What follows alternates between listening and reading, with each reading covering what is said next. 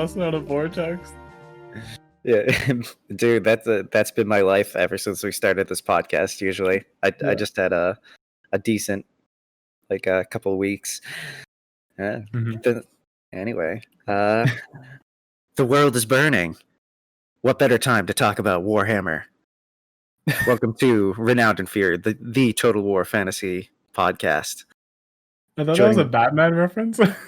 Is it? It could be. I don't know. I thought I was like, am I not informed on this? Yeah, let's roll with that. Joining me as always is Archer King. Hello.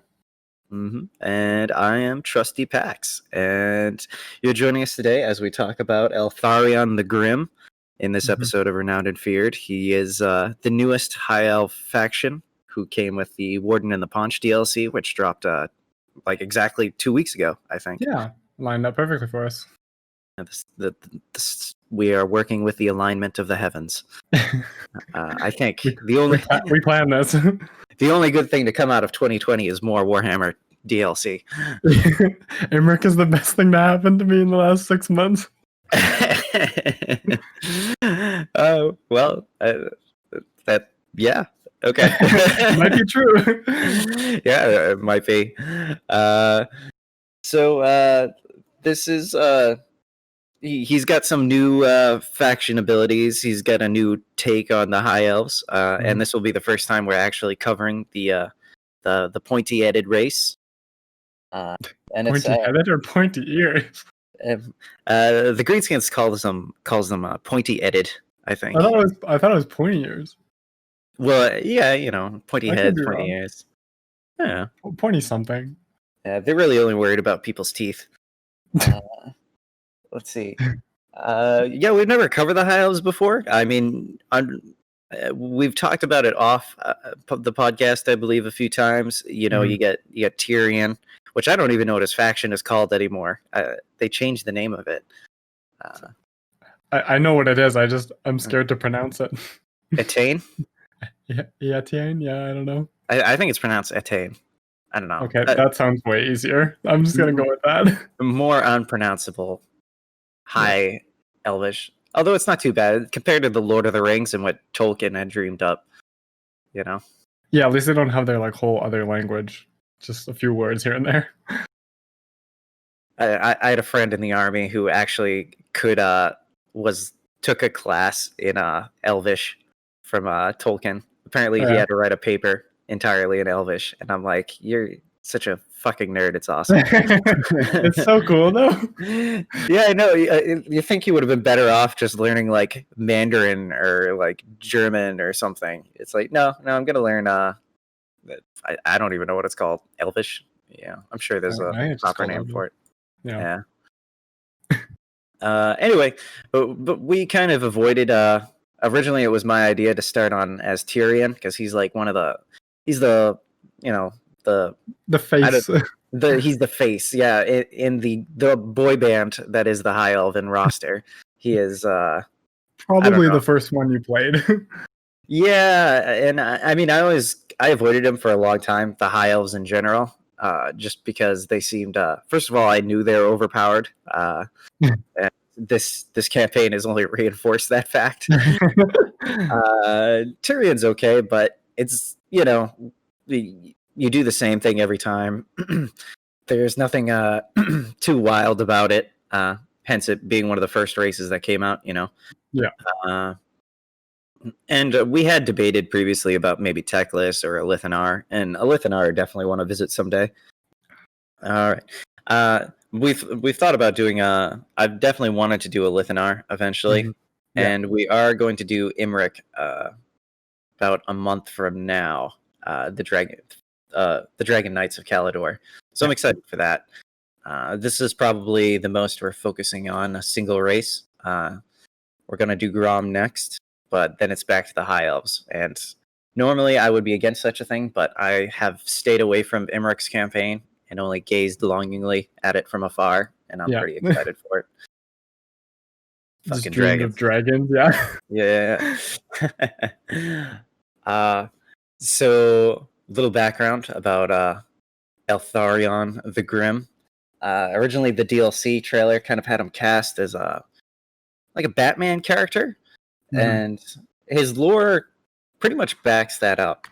He's very I like him a lot in the same sense that I like a Lithanar, because first of all, he's like one of two of the legendary lords that you have available that actually led an attack on Naggarond, the capital of the Dark Elves, and he recognizes the wisdom about the Dark Elves. When the Dark Elves go low, in battle, he goes lower. He's not afraid to meet the enemy as they would meet with them.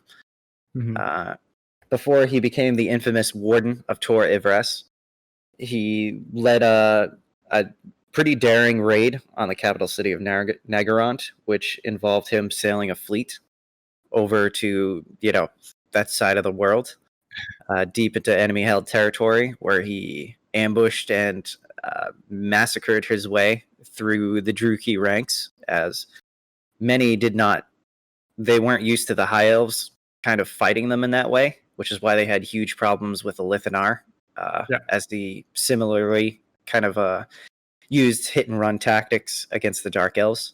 It's something that most of the High Elves look down upon, for some reason. It's just not how they usually conduct themselves. Oh, but wife swapping and doing all that other crazy shit. I'm just saying, man. I'm trying to figure out where the line is. It's a little like chivalry. It's not as straightforward as it seems. Yeah, you gotta shit on it a little bit, poke some holes. Yeah. So Eltharion is willing to, get down and dirty, in order to get things done. He was. I found a source at one point. I can't find it anymore. He was actually good friends with Tyrion when he was younger. And okay, yeah. Apparently, he did have a history with Tyrion, and they were pretty close friends for a long time. And like I said, I found it like a week ago or 2 weeks ago, and now I can't find it anymore. But apparently they knew each other really well, and Eltharion was actually not, he was not the Grim at that point in his younger days. Before he lost his father and brother to the greenskins, he was actually, a pretty positive guy, known for joking, actually. Like, apparently Tyrion liked him because he just had a really good sense of humor. But that all changed after the raid on Naggarond. As they were successfully infiltrated the capital, they disguised themselves as Dark Elves and just started butchering anybody they found. And eventually they were outnumbered, and it was time to sound the tactical retreat, as we call it.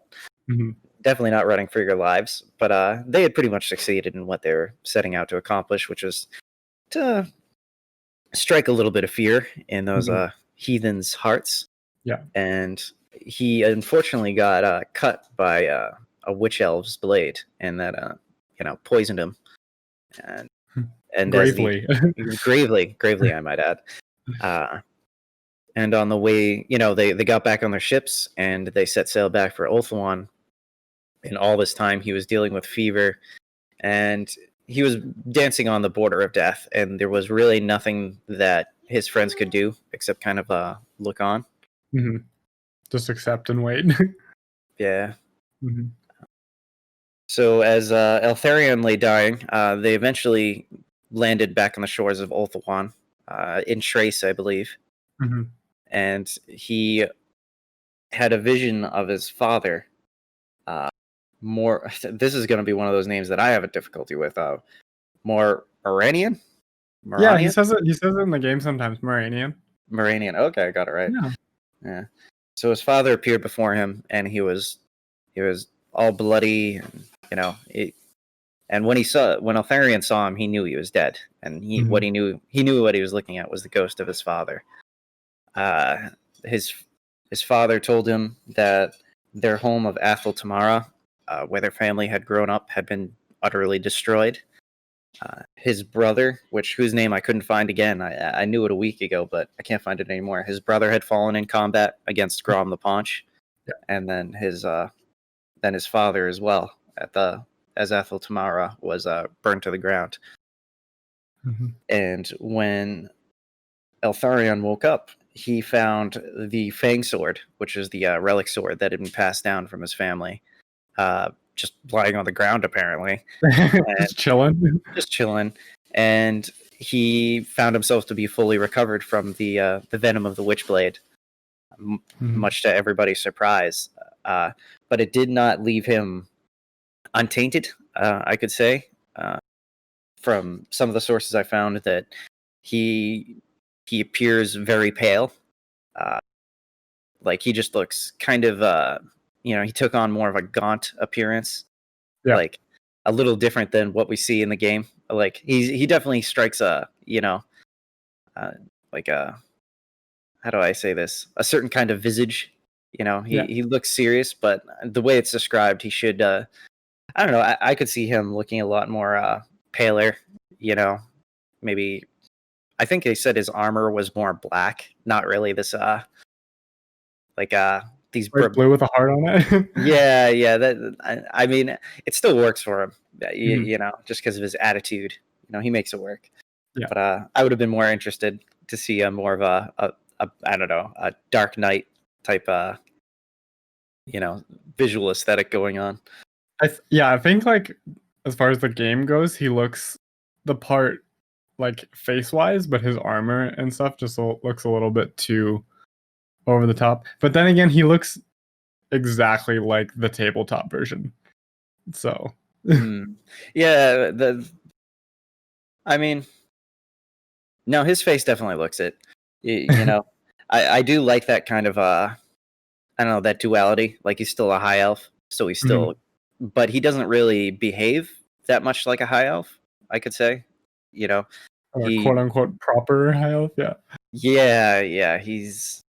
I mean, torturing is not beneath him, which is something usually reserved for the dark elves and the goblins, what they like to do. He gives them a taste of their own medicine. A little bit, yeah. So, waking up from this kind of the edge of death and retrieving the Fang Sword, they set sail. Well, they had been on their way to Tor Yvresse, the capital of I guess Yvresse. Yeah, Yvresse. It's just Yvresse. And they arrived there as it was being I think it had been under siege by Grom the Paunch for like 3 days by the time he got there. Yeah, and just shitting on it. Yeah, laying waste to the place. And the big deal was that they had destroyed at least one waystone, which the waystones are they have a little something to do with that little vortex you might have noticed in the middle of Ulthuan, that takes up a substantial part of the campaign. Every source I looked at was suggesting there was only one waystone left, meaning they were on like the final one before releasing chaos back into the world. Whether they knew that or not, I don't think they were fully aware. But yeah, everything I read was like they were about to totally fuck everything up. It was like the very last hope. Yeah, that's interesting because like the thing that I feel like conflicts with that, and I'm not saying you're right or wrong because there's so many times that you kind of get two different views. Like he had sent word to the Phoenix King, but they were too far away with their armies, so I don't know if they were occupied with the Wa elsewhere, or if that meant they were just busy dealing with Malekith or something like that. But right.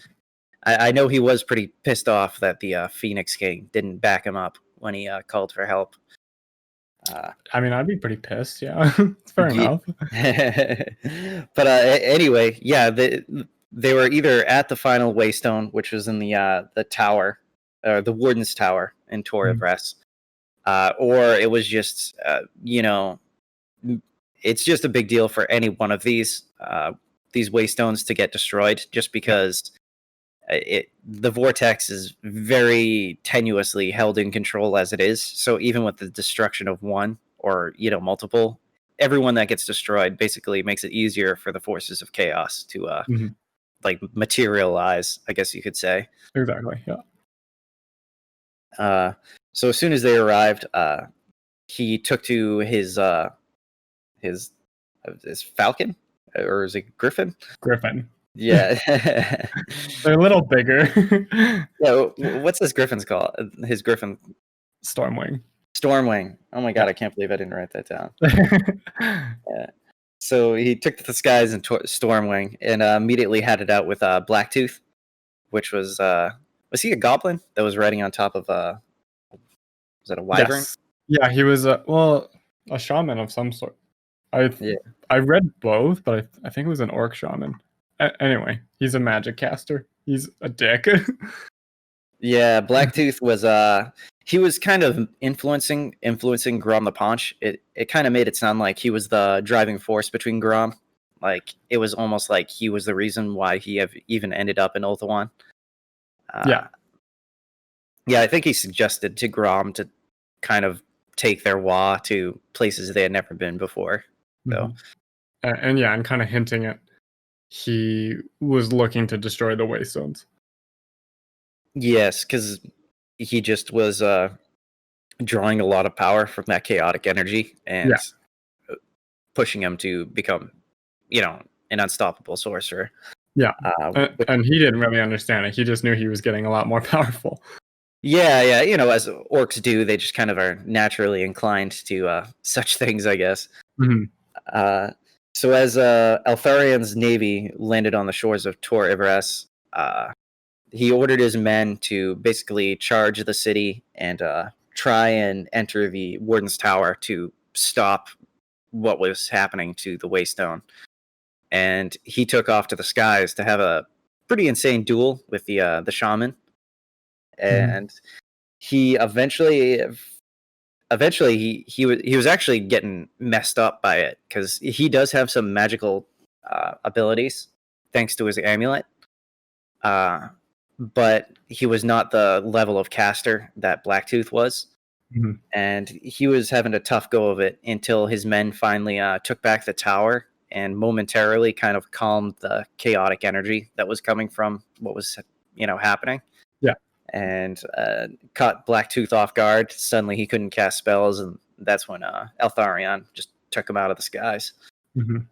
This is the part in the movie where like the orchestra comes in and it's all hopeful again. Yeah, but he still had kind of casting the ring into the fire moment. He goes to the tower with 4 of his bravest soldiers, was the story I read, to try and subdue the Waystone, and he was the only one who walked out of that tower. Yeah, and that was kind of the most. He seemed to, by all records, he was an entirely different man after he was the only one who left the tower. And nobody... He walked out as Eltharion the Grim. Yeah, he walked out as Eltharion the Grim, and nobody knew what happened to the other 4 soldiers. They just know that Eltharion was forever changed by this. But people loved him. They elected him the Warden of Tor Yvresse. He was given the crown of Tor Yvresse, and that's basically how he becomes, the faction leader of Yvresse. His father had died defending their land, so did his brother, and it was kind of only natural that things fell to him. And he made it his mission at that point. The Dark Elves kind of fell to the wayside because, as you can see from the geography on Yvresse, they're on the east side of Ulthuan. So any Dark Elf attack, I imagine they're probably not going to be the focus of it.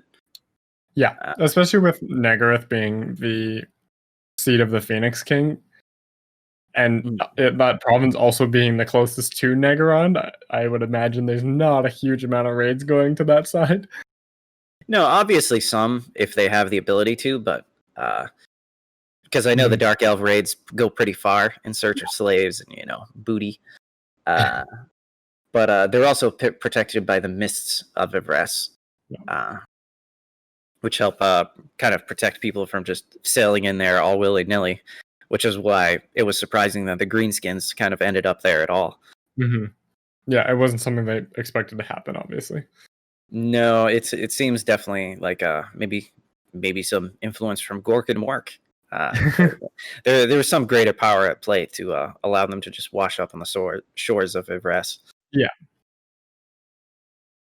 So with the Dark Elves not really being a primary concern anymore, and really he put the bar pretty high for High Elves. I mean, he led a pretty daring raid straight into the heart of the Dark Elves kingdom, and emerged very successful from it. They took, from what I saw, very minimal losses, which is usually the mark of an actual great leader, where minimized casualties and utterly sent a message to the enemy that the High Elves were definitely a military force to be reckoned with. And it kind of gets understated, but he was literally the first to try that and succeed. But it's kind of overshadowed by his later accomplishments. But he was literally the first one to escape alive from there. It kind of makes me think the reason why the Dark Elves don't mess with Yvresse. Don't mess with Yvresse. There we go. I think the reason why they kind of left, maybe they didn't go after Eltharion was because he was the first one to do it, and he probably scared the shit out of them. Yeah. If he was doing that before Elithanar, which means, I mean, the Dark Elves kind of always had the edge in the beginning, where they knew they would fight dirty, and the High Elves would never do that. They'd always fight with honor. And for someone to be willing to, basically kill Dark Elves in their sleep, disguise themselves, enter their cities, and, attack their own civilian population, which Dark Elf civilians are, maybe I'm just falling for the propaganda, but they seem pretty terrible too. I mean, they are pro-slavery, so, you can't feel too bad for them. I mean, the High Elves are also pro-slavery. Yeah, that's just... It's not in the same way. They're not into like torturing and killing them for sport at the end of the day. Yeah. Goddamn, there's such a thin line separating the two, but... Or I don't know. I don't want to get into that. Yeah. The Dark Elves are the bad guys, folks. It wasn't clear from the name. Yeah.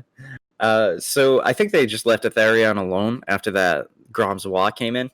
Because after Eltharion, takes out Blacktooth and stops, the sundering of Ulthuan, basically, Grom just kind of... It's either he dies there or he gets away. It's not very clear. He's just never seen, essentially. Yeah, so I'm guessing he just saw the writing on the wall. He may be the biggest gobbo, but he's a gobbo. Yeah, he's a gobbo through and through. So he saw the writing on the wall and got the hell out of Dodge. Mm-hmm. And nobody really knows where he went, and which is kind of weird, depending on who you play as like a race. In, I think, Mortal Empires, especially in Mortal Empires, he can pop up in a number of different places. So it seemed like the Dark Elves were pretty content to let, their most feared and realistic enemy at the time, Eltharion, just kind of have at it in the Badlands. Yeah. Because his intention was, he totally forgot about the Dark Elves and actually kind of went on, we were talking about errantry wars, not too long ago. He set off on a crusade of his own off to the Badlands, into the heart of the greenskin continent, to kind of take care of them there. Mm-hmm. A purge. A purge. Yeah, no, he was trying to purge the planet of greenskins, which is virtually impossible since they grow like weeds. Literally, yeah. Yeah. The funny thing about that was I like that he spent a good amount of time in the Badlands, winning battle after battle, massacring armies. And it wasn't until he was captured and was torturing like one of the orc big bosses that he found out that, like, he was always wondering how it seemed like he never seemed to run out of greenskins to kill.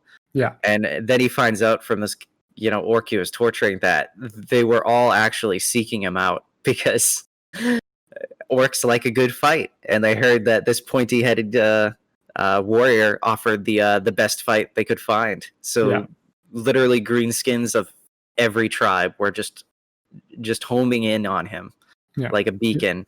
He created them essentially.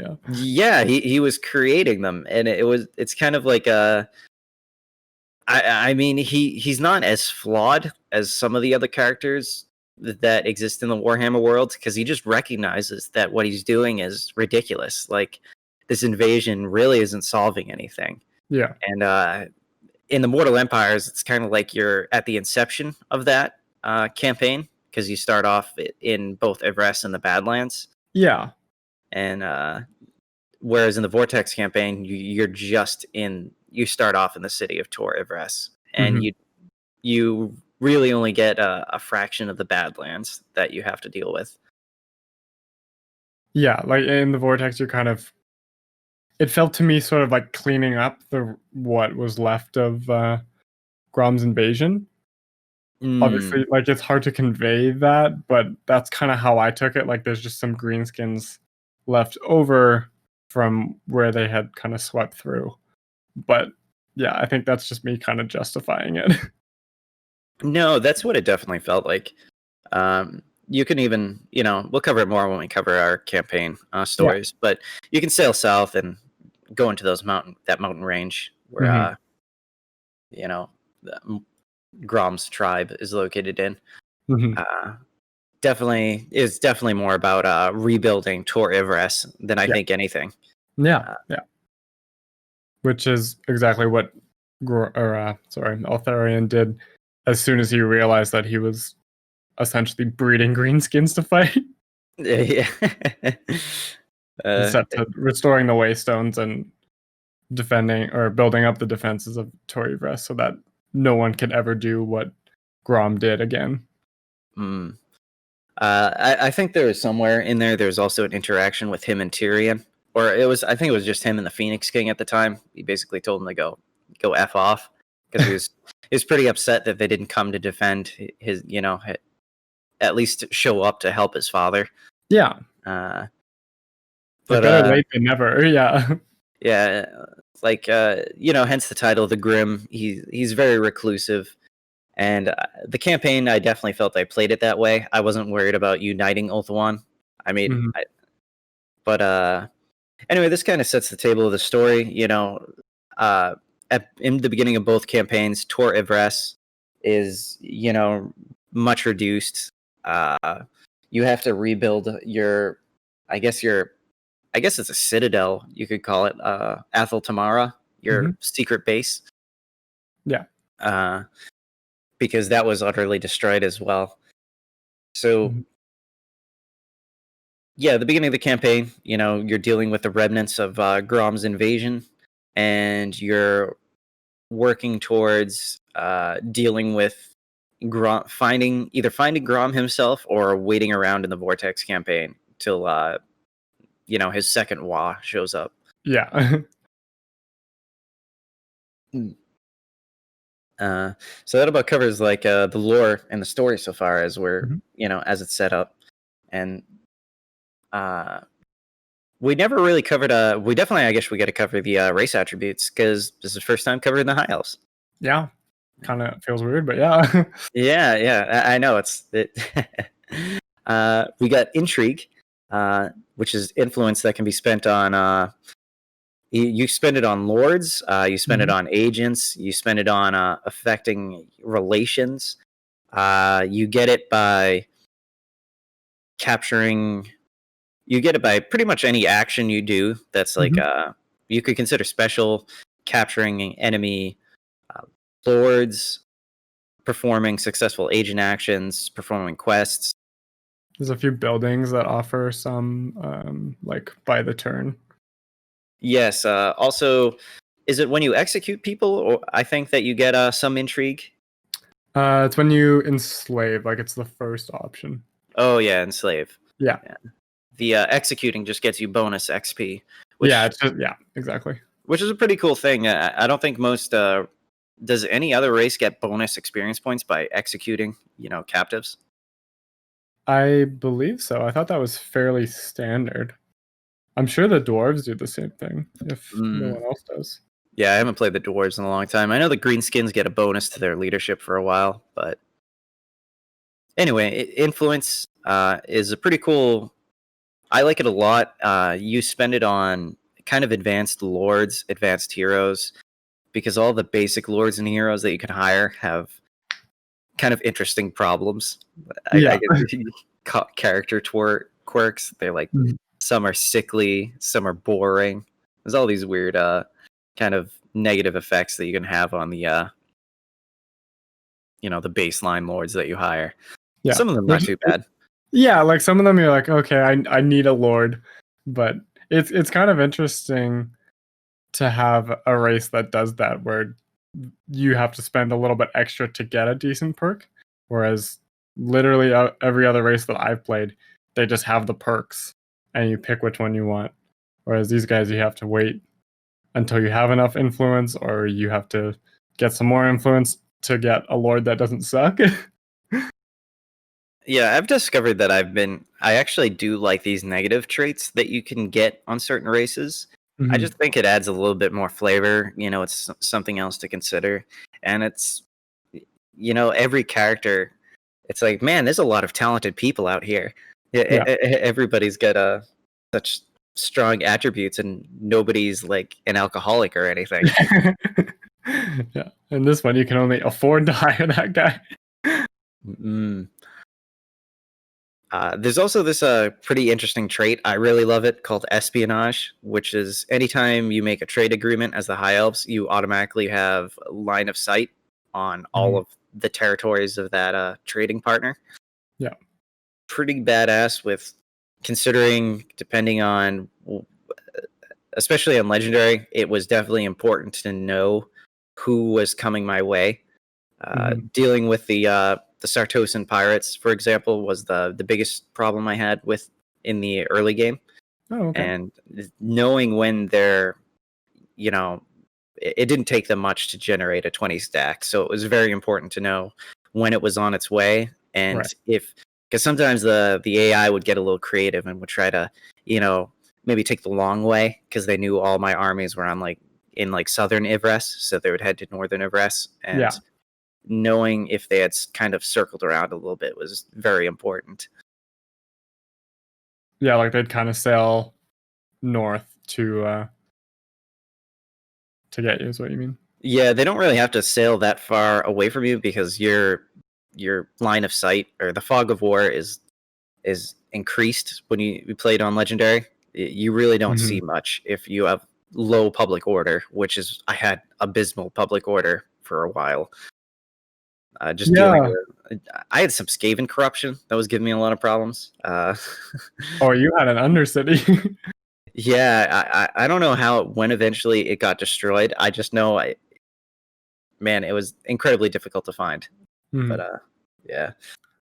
Before we move on from the influence, I just want to point out that it just got updated in this new patch, and it is significantly easier to hold on to and actually use influence. I never had a difficult time before. Like I always, the couple times I played as Tyrion, I'd usually just hire one of those abysmal nobles and use him explicitly as like an influence gatherer. Yeah. And he would just constantly be acquiring influence from other High Elf factions. Right. So there's definitely more sources of influence, because now that I'm thinking about it, that seemed to be my main source of influence. It used to be the way, like the only way to get a significant amount. Yeah, because I wasn't afraid. I was trying to buff up my relations and getting, like an occasional better agent every now and again. Yeah, no, it's actually very usable as the actual like influence to affect relations now. Whereas before, I only ever used it to get lords, because I just don't have enough of it unless I'm spamming like 3 of my nobles to get it. I definitely could see how it'd be more useful in Mortal Empires, because really I just had to make sure Tyrion and Eltharion, or wouldn't start a fight with each other. Like, okay, guys, come on. Yeah, so I was improving their relations for each other just enough because it was looking like they're heading for war eventually. But yeah, sometimes I do. Yeah, finally we all got into a military alliance together. Aw. Yeah, we were all friends. Let's see. Where was I? Oh yeah, and we get after influence or / intrigue, espionage, we got martial prowess. It says superior coordination in melee combat when high elves enter battle at full strength. I honestly forgot this existed. It's very minor, yeah. I mean, I usually try to enter my battles with everybody at 100%, as much as possible. Yeah. So I just never really saw anything indicating something was happening. You know, it's not like the Dark Elves where you have a visual cue that kicks off whenever you get murderous prowess. Mm-hmm. Yeah, it's something to sort of remember that you have, but for the most part, it doesn't make a huge impact. Like you can go the whole campaign and not really notice it. Just be like, oh, my guys did pretty good there. Yeah. Nope. I totally forgot this existed. I guess it's a thing. Yeah. So that covers the race attributes. Following that are the faction effects of Yvresse. We have the infamous dungeon of Athel Tamarha, which is his Eltharion's Batcave. Yeah, exactly. You could call it the Batcave, or you could call it Guantanamo Bay. Yeah, both are accurate. You know, sticking goblins and greenskins in cages. In my case, there's a lot of pirates. Stuck a lot of pirates in there. Waterboarding, torturing, all that, making them listen to, I don't know, Toxic by Britney Spears over and over again. I had Malice captured in there for the longest time just because I thought it was funny. And it reminded me of the Dark Elf in the beginning of Oblivion. I forget, remind me. Like when you start the game in Oblivion, he like shit talks you and he's like, they're gonna come kill you. Hee hee hee. Like it's really cheesy, but that's like for some reason what went off in my brain when I captured Malice. That was all I could think of. So I just kept him in there and imagined him just shit talking everyone else that came. Well, since we're on this topic right now, you have 3 options when you capture somebody. You can execute them, you can indoctrinate them, yeah, or you can what was the final one? Trying to think off the top of my head. It was, I remember the effect, right? Yeah, it was like interrogate. Sorry, couldn't think interrogate. Of the word. Yeah. I hardly ever interrogated people because I didn't understand when it was working or not. Well, like the only thing is that it only works for Mistwalker units. So unless you have like a full army, you're not getting a huge amount of effects from it because you're just using it on your like a certain number of units in your army, right? Yeah, I think that was the difficult thing because, you know, Eltharion, he's, you know, when you have your original army, when you take it, like, I think I was in the Badlands when the small 1 territory of the Badlands you can get to on the Vortex map. Yeah. I think I was over there when I finally really started unlocking the ability to make Mistwalker units. And, you know, by that point, I'm too far away from Ulthuan to, you know, I didn't want to use the global recruitment at that time. Right. Because I wasn't fabulously wealthy at the time. I was making good money, but not enough to justify sitting around for multiple turns to, you know, replace some units that were actually had a lot of experience anyway. So I didn't make great use of that. I wish I had. I just never saw a good return because I didn't really put together maybe a top quality army for him until, like, I basically made him return to Ulthuan before triggering the final battle, and it wasn't until that time that I had you know, another general swing by and drop off, like, you know, a sweet stack of all those Mistwalker units. Right. But I never used the indoctrinate. I never used that ability. Did you ever make use of that? I did once. Like I did a couple of times to see kind of how it worked. But the one time I did it, I was taking over most of the Badlands, and at some point in there, the Wood Elves had declared war on me, and I didn't think anything of it because I was like, I was allied with Belagar, and he had his home province, so he'd have to go through them first and then get to me. And, like I just didn't think they would come that far, right? Like it's the Wood Elves. Yeah, I wouldn't worry either. Yeah, they suddenly appeared at Stone Mine Tower, like right across from the Border Princes. Okay. And took my settlement, and I was like, the fuck? Like, I totally forgot I was at war with them. So when they showed up, I sent an army and took care of them because they only had like a half stack. So I captured Orion, and I held on to him for a minute or two. But then I was like, oh, maybe I'll try indoctrinating him, see. Because you pretty much got line of sight on all of Athelion, so I could kind of see when they were sending armies after that, and that was the only time it was really, really useful for me. Now that you're kind of telling me that story, I can see why it's not as vital in the Vortex campaign. I mean, if you just look, it's too small. Well, you're in most of the territory surrounding you is just water. Yeah. And then Clothique, that minor sub-faction to my north, they utterly wiped out the Norskins. Like, they have all of a sudden I remember seeing that, I don't know their tribe name, but they just got wiped out. And then I realized, because I was trading with Clothique, they owned all of the chaotic wastelands. And because I never entered into a little hint that I definitely learned from Legend of Total War on Legendary. As soon as you form an alliance with an AI faction, they lose all of their bonuses, like all of their public order bonuses, all of like their money bonuses that it receives. It loses it. So I strictly only had a non-aggression pact with them and a trade agreement. Yeah, and because it's very difficult to hold those chaotic wasteland territories because it's utterly uninhabitable.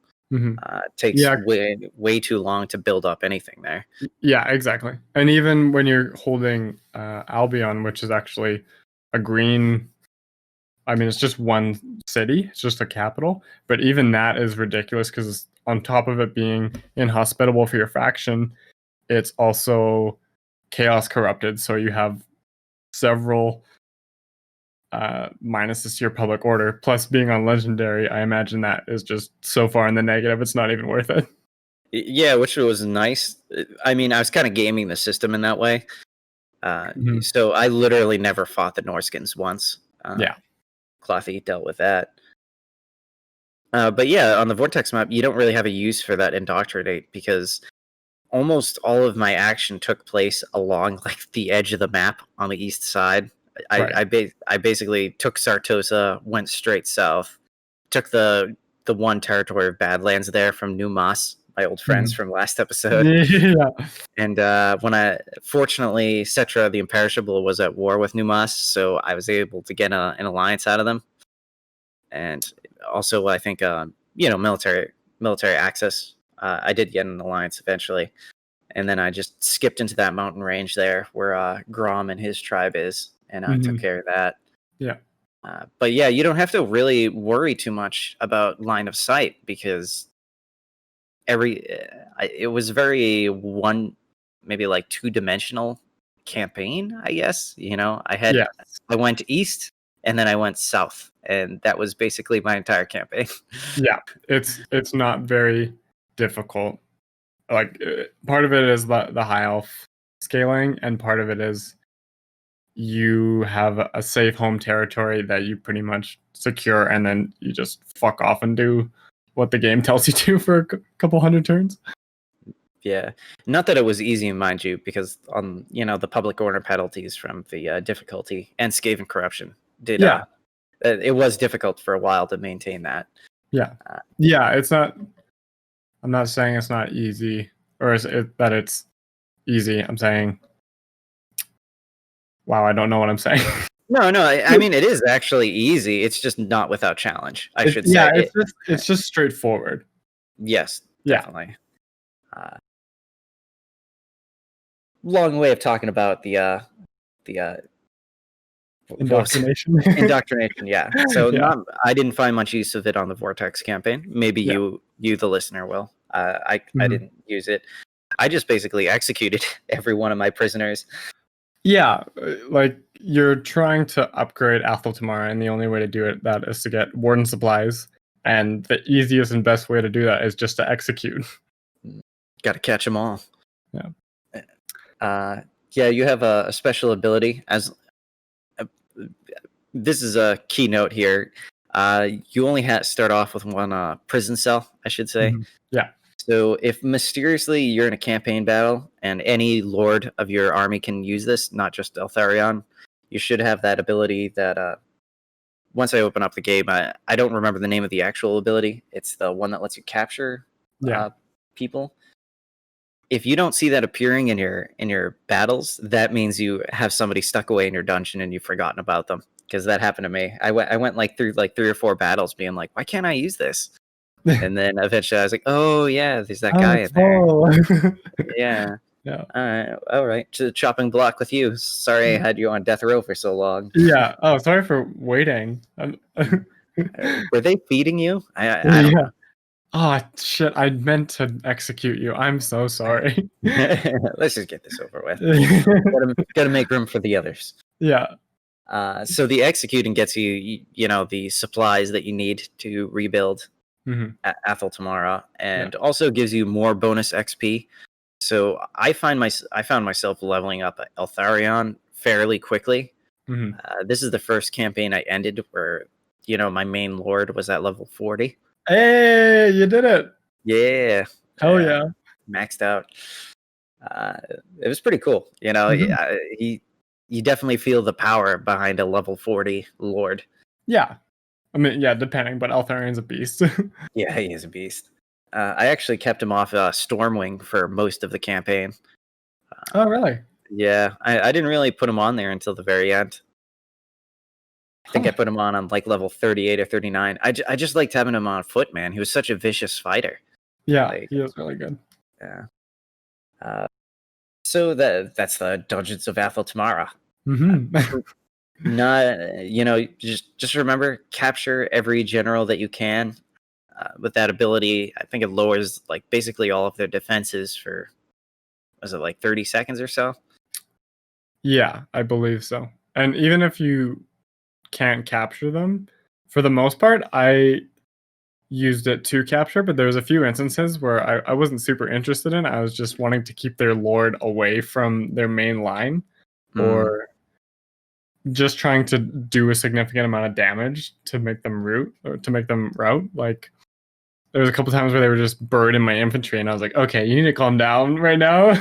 I'm just gonna lock you down and move my guys away, and here we go.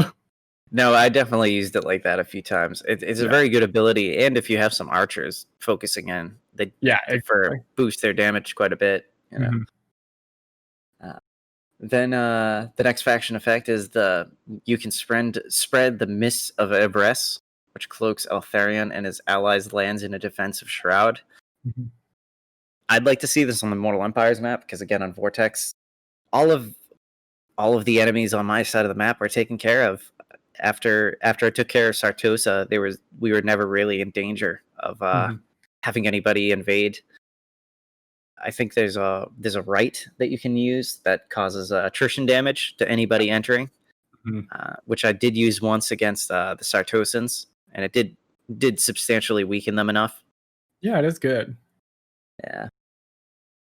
It's similar to like the Tombkin offering the sandstorm attrition, or I think Noctilus had like a storm attrition for Galleon's Graveyard that he could up.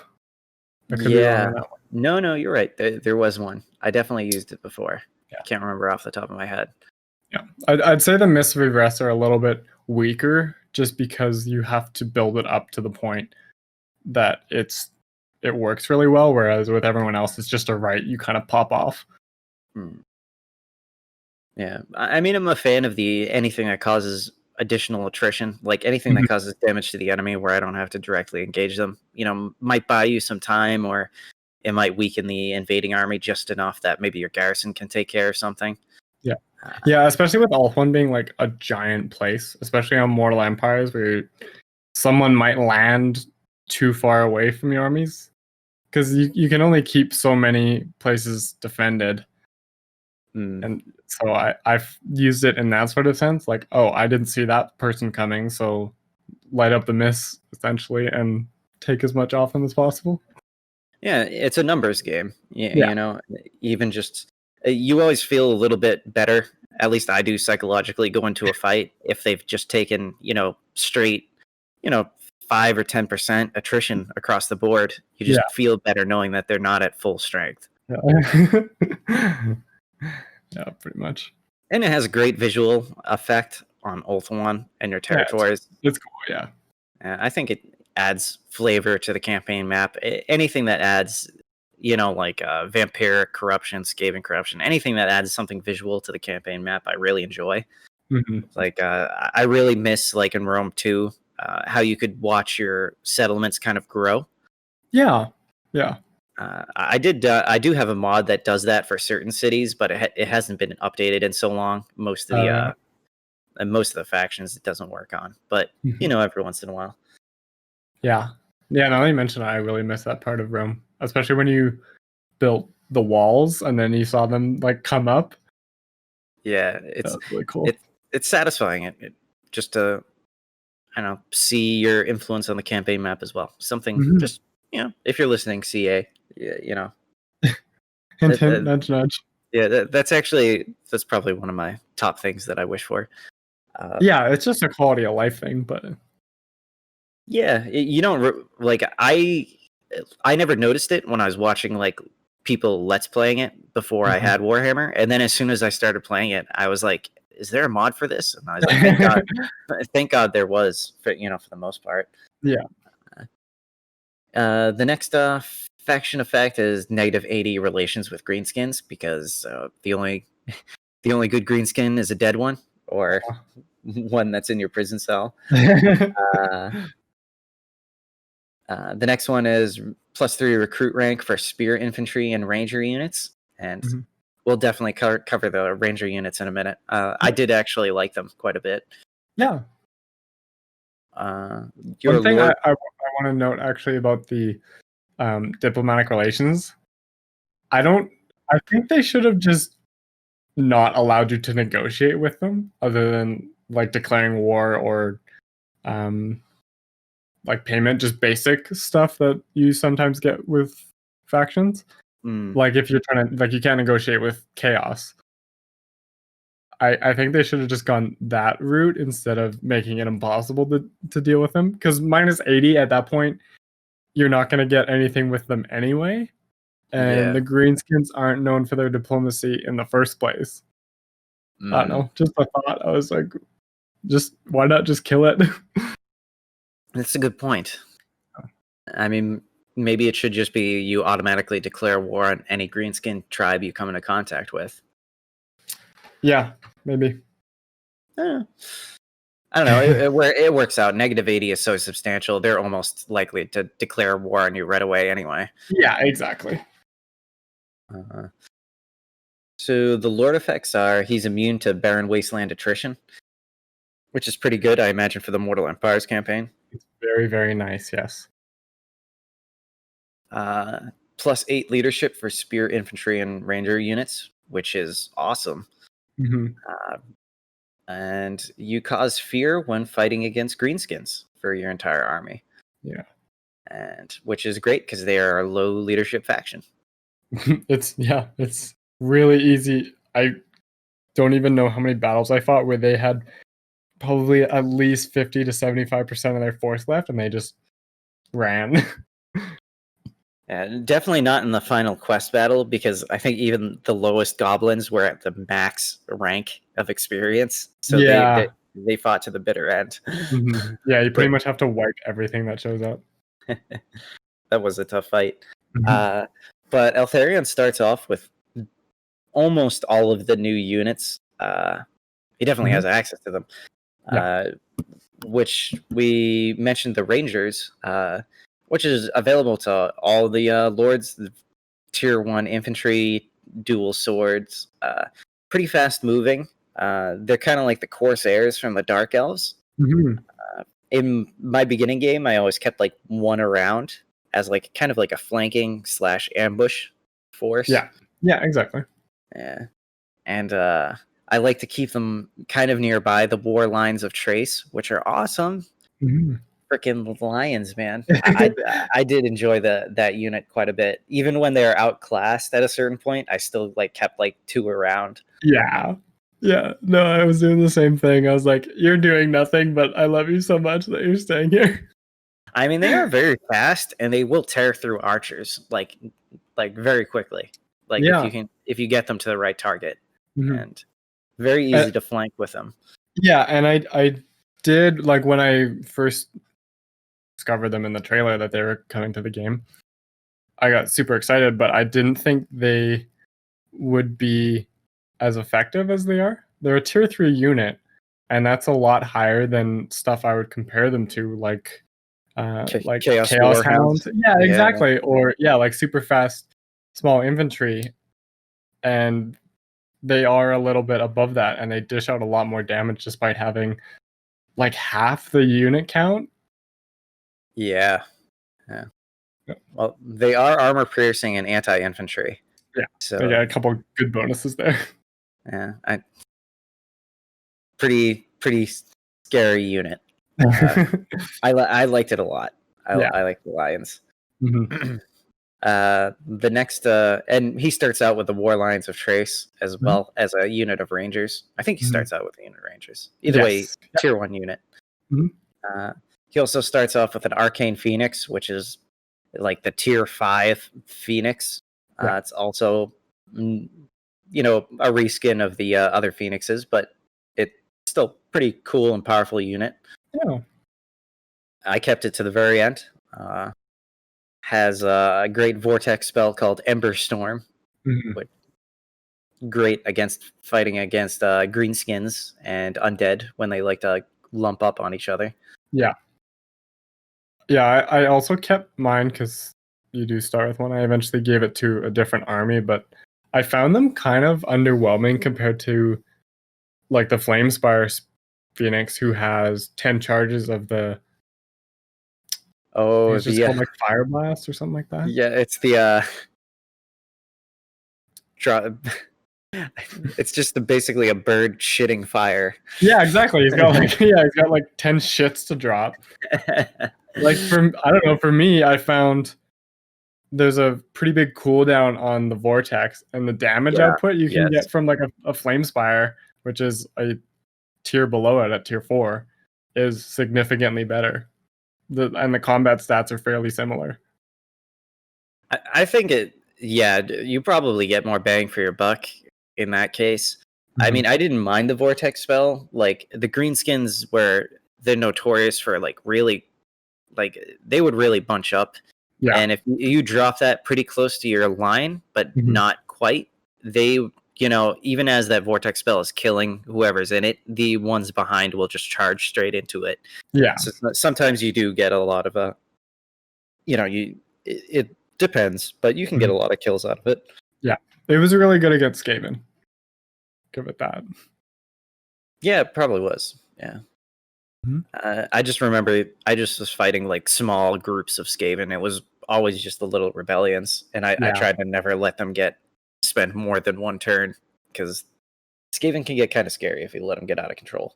A little bit, yeah. Looking at you, Eshin. Sense a little story with them. Did Eshin actually reach all the way out to you? Dude, Eshin is so strong right now. Like, playing Mortal Empires anywhere near the right corner of the map is kind of a nightmare right now. Huh. Like, intriguing. They always come over the mountains and into it. Like, playing, not that I played dwarves recently, but like, I had to fight them as Malice.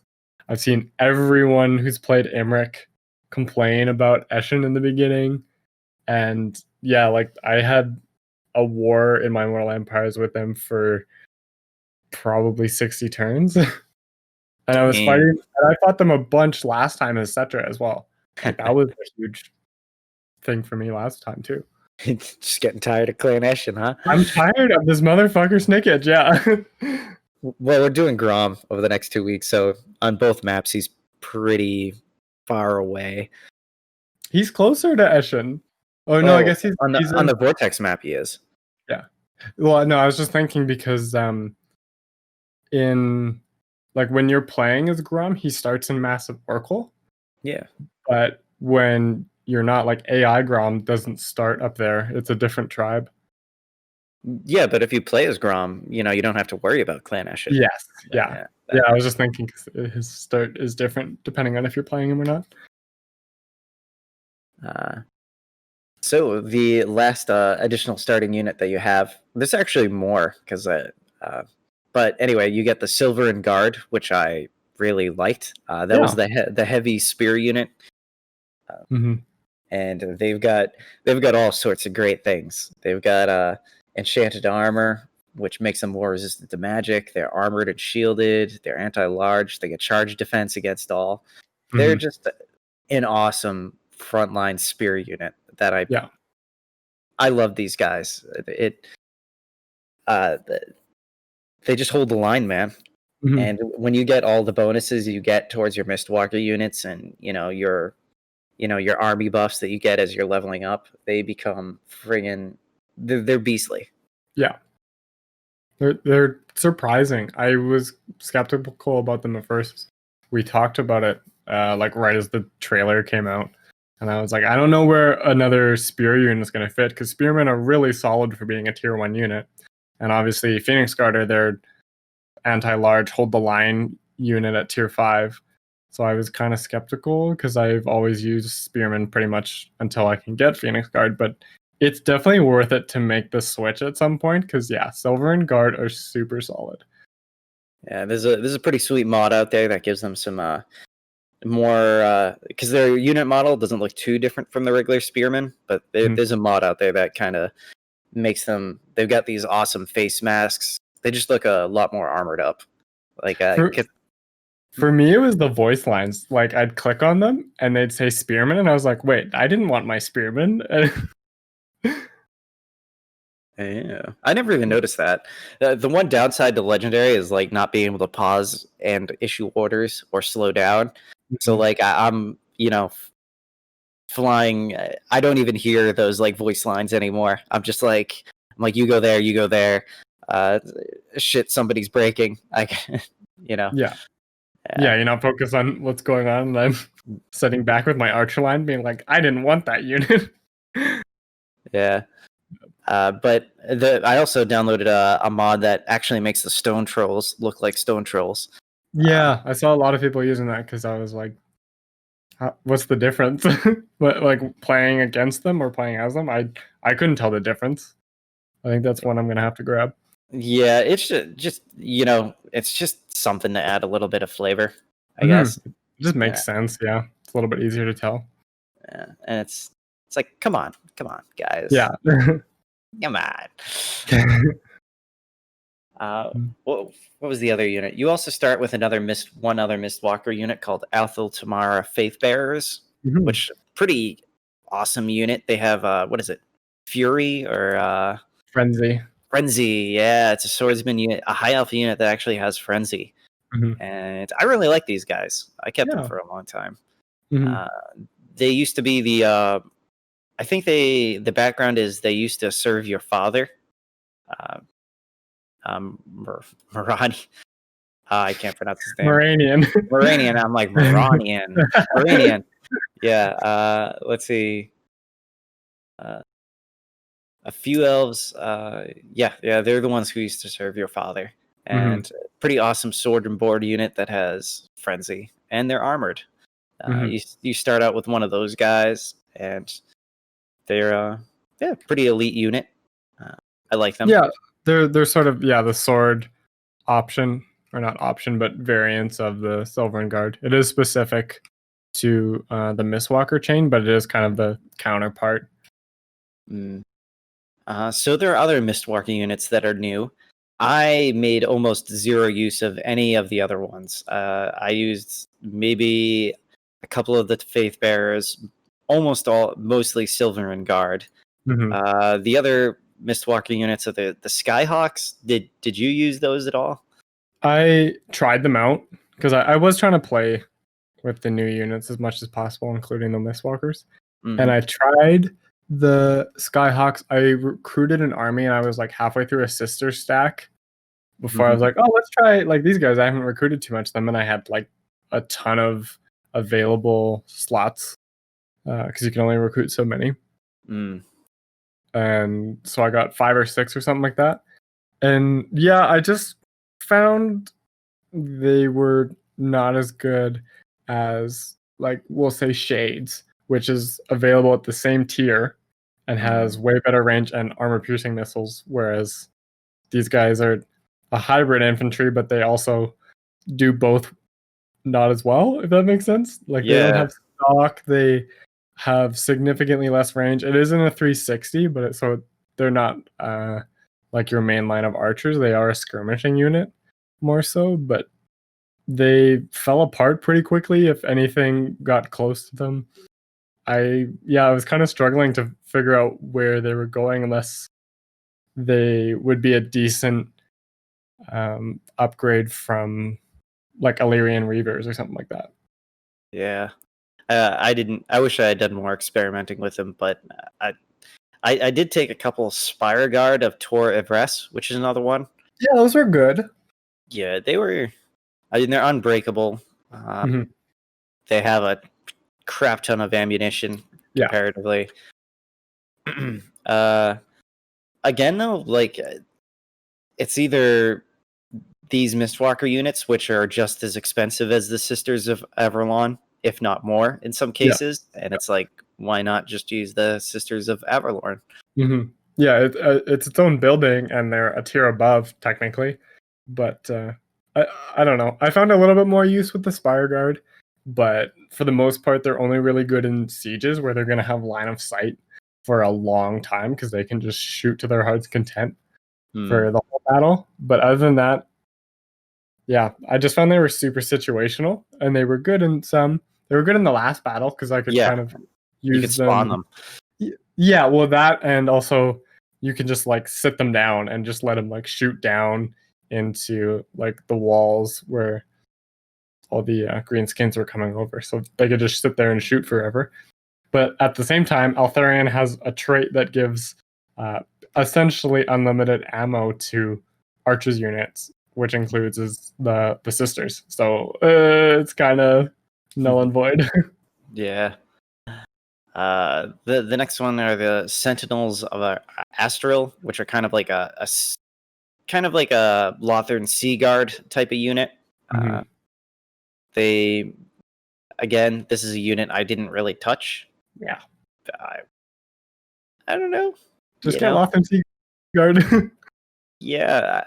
Well, I guess maybe there's some bonuses in there that says they have a low rate of fire. I don't know. See, like there's some things that don't have an obvious purpose. Like the Rangers, I thought were going to not have a good purpose, but I did see why you use them in the early game, and I did like them. Yeah, they're worth recruiting a few anyway. Yeah, definitely. I'd recommend it. But some of these other ones, by the time I had access to them, they were really competing with Sisters of Avalon and the Silverin Guard. Like, you can get Sword Masters at the same rank, so you have really good anti-infantry. Yeah, I mean, I guess I probably should have tried to theme my army more, but like this is my first time actually completing a legendary campaign, so I was like not messing around. And first time like really playing as the High Elves, though. Yeah, this is definitely the first High Elf campaign I've completed. Yeah. There's another unit I wish I had tried called the Knights of Tor Yvresse, which is another Mistwalker unit. They are Griffin riding knights. Yeah. And they look pretty cool. I've never touched them because I had dragons.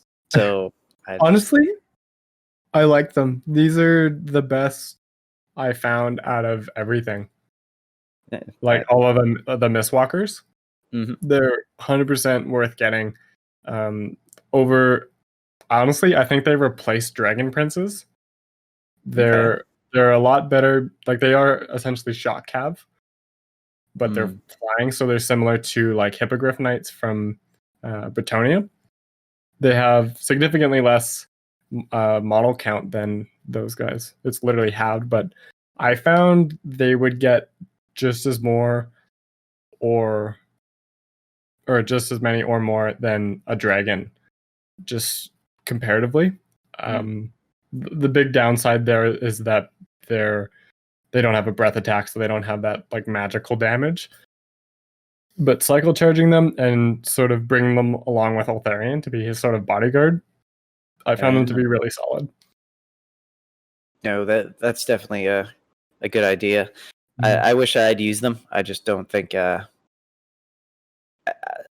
didn't want to deviate too much from my my army as it was. A thing I realized about Legendary is, you know how sometimes you get into those really chaotic battles where you do have to slow time down and pause it sometimes, be like, okay, what the hell was I doing with like, like where's that unit? It's like, okay, why is one of my soldiers or one of my units have no damage to it? And then you see he's like kind of like tucked off somewhere, like you forgot to move them.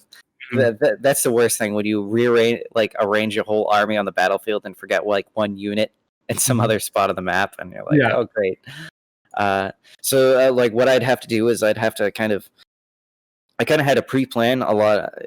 I'm not saying anything special here. You have to kind of know how the battle's going to play out. If you're maybe not as fast, like Turin, when you watch him play those some of those battles, like he flies from unit to unit. Like I assume he's using hotkeys. Like you can barely you can barely follow what's going on. And I use control groups, like I'll use those, but beyond that, I'm still double clicking on character portraits. About the most I do is, move the camera fast by holding shift to, move around. So having a kind of a battle plan in my mind, and especially with Eltharion, I had it pretty simple. I had a unit of Phoenix Guard. I had a couple Silverin Guard, a bunch of Sisters of Averlorn. We got Cavill the Sentinel. That's what I named him too. Oh, okay, yeah. The Sentinel was a good. Picked up some good traits for that. And I had my Fire Mage on top of a dragon, my Arcane Phoenix, and a couple of Eagle Claw bolt throwers. Yeah. I had basically the same setup of an army, which was, archers, heavy frontline infantry, absolutely zero cavalry, and artillery. I just couldn't see a purpose for cavalry in the High Elf roster, at least the armies that I was up against. I've never found a use for them. I think the High Elves have a really balanced roster in terms of having a little bit of everything, and some units have a variants that are good. But for the cavalry, I'll take the horse skirmishers when I have them in a garrison. But for the most part, I'll never recruit them, honestly. No, I mean, I can see a multiplayer. Like if I was going up against another player where I know they're going to do some devious stuff, I could definitely see the purpose of having them. Yeah. But the AI is fairly predictable for the most part, and it's just too easy to bait them into, you send out. I think that's why I was keeping Eltharion on foot for most of the time, because his defense would drop quite a bit when you put him on Stormwing. Like his melee defense and whatnot. So I like to have him at Cavill out front, just tanking stuff. Yeah. And, have the archers do their thing for the most part. Yeah. Who knows? Maybe I'll use Dragon Princes as Imrank because they might be a little bit more viable. Yeah, I'm definitely going to try and, roleplay a little bit more on that end. Just because I definitely could see myself easily falling into the trap of, and now it would be Silverin Guard frontline, the Sisters of Averlorn, being in the back. And the setup I had was just great. It was very good for every situation, and I can imagine a situation where I would not be so well off, but facing off against the AI, it was just unlikely. Yeah, for the most part, you don't really have to worry about it because the army can do pretty much anything. But yeah, I forget what my original point was, but just well, that's what I mean. The transition to legendary was doable here because I had a pretty static front line, static rear line, the bolt throwers and the archers, and then really all I had to manage was maybe a unit of rangers, the lions, like just a couple of flanking forces, not really a lot, and then my heroes and lords, and so there wasn't a lot of managing I had to do. Like it wasn't like Bretonia where you have to jump between every cav unit to make sure everybody's doing okay. Like, for the most part, my army was doing its thing. Like, occasionally you have to make sure an Eagle Claw bolt thrower isn't shooting into your own line, which happens. It does. Happens way too often. But if I'm just going to throw it out there right now, if anybody's interested in doing a higher difficulty, High Elves are definitely the place to start. Like, very, especially on this campaign, legendary was very doable. The most danger you're in is in the very opening part of the game.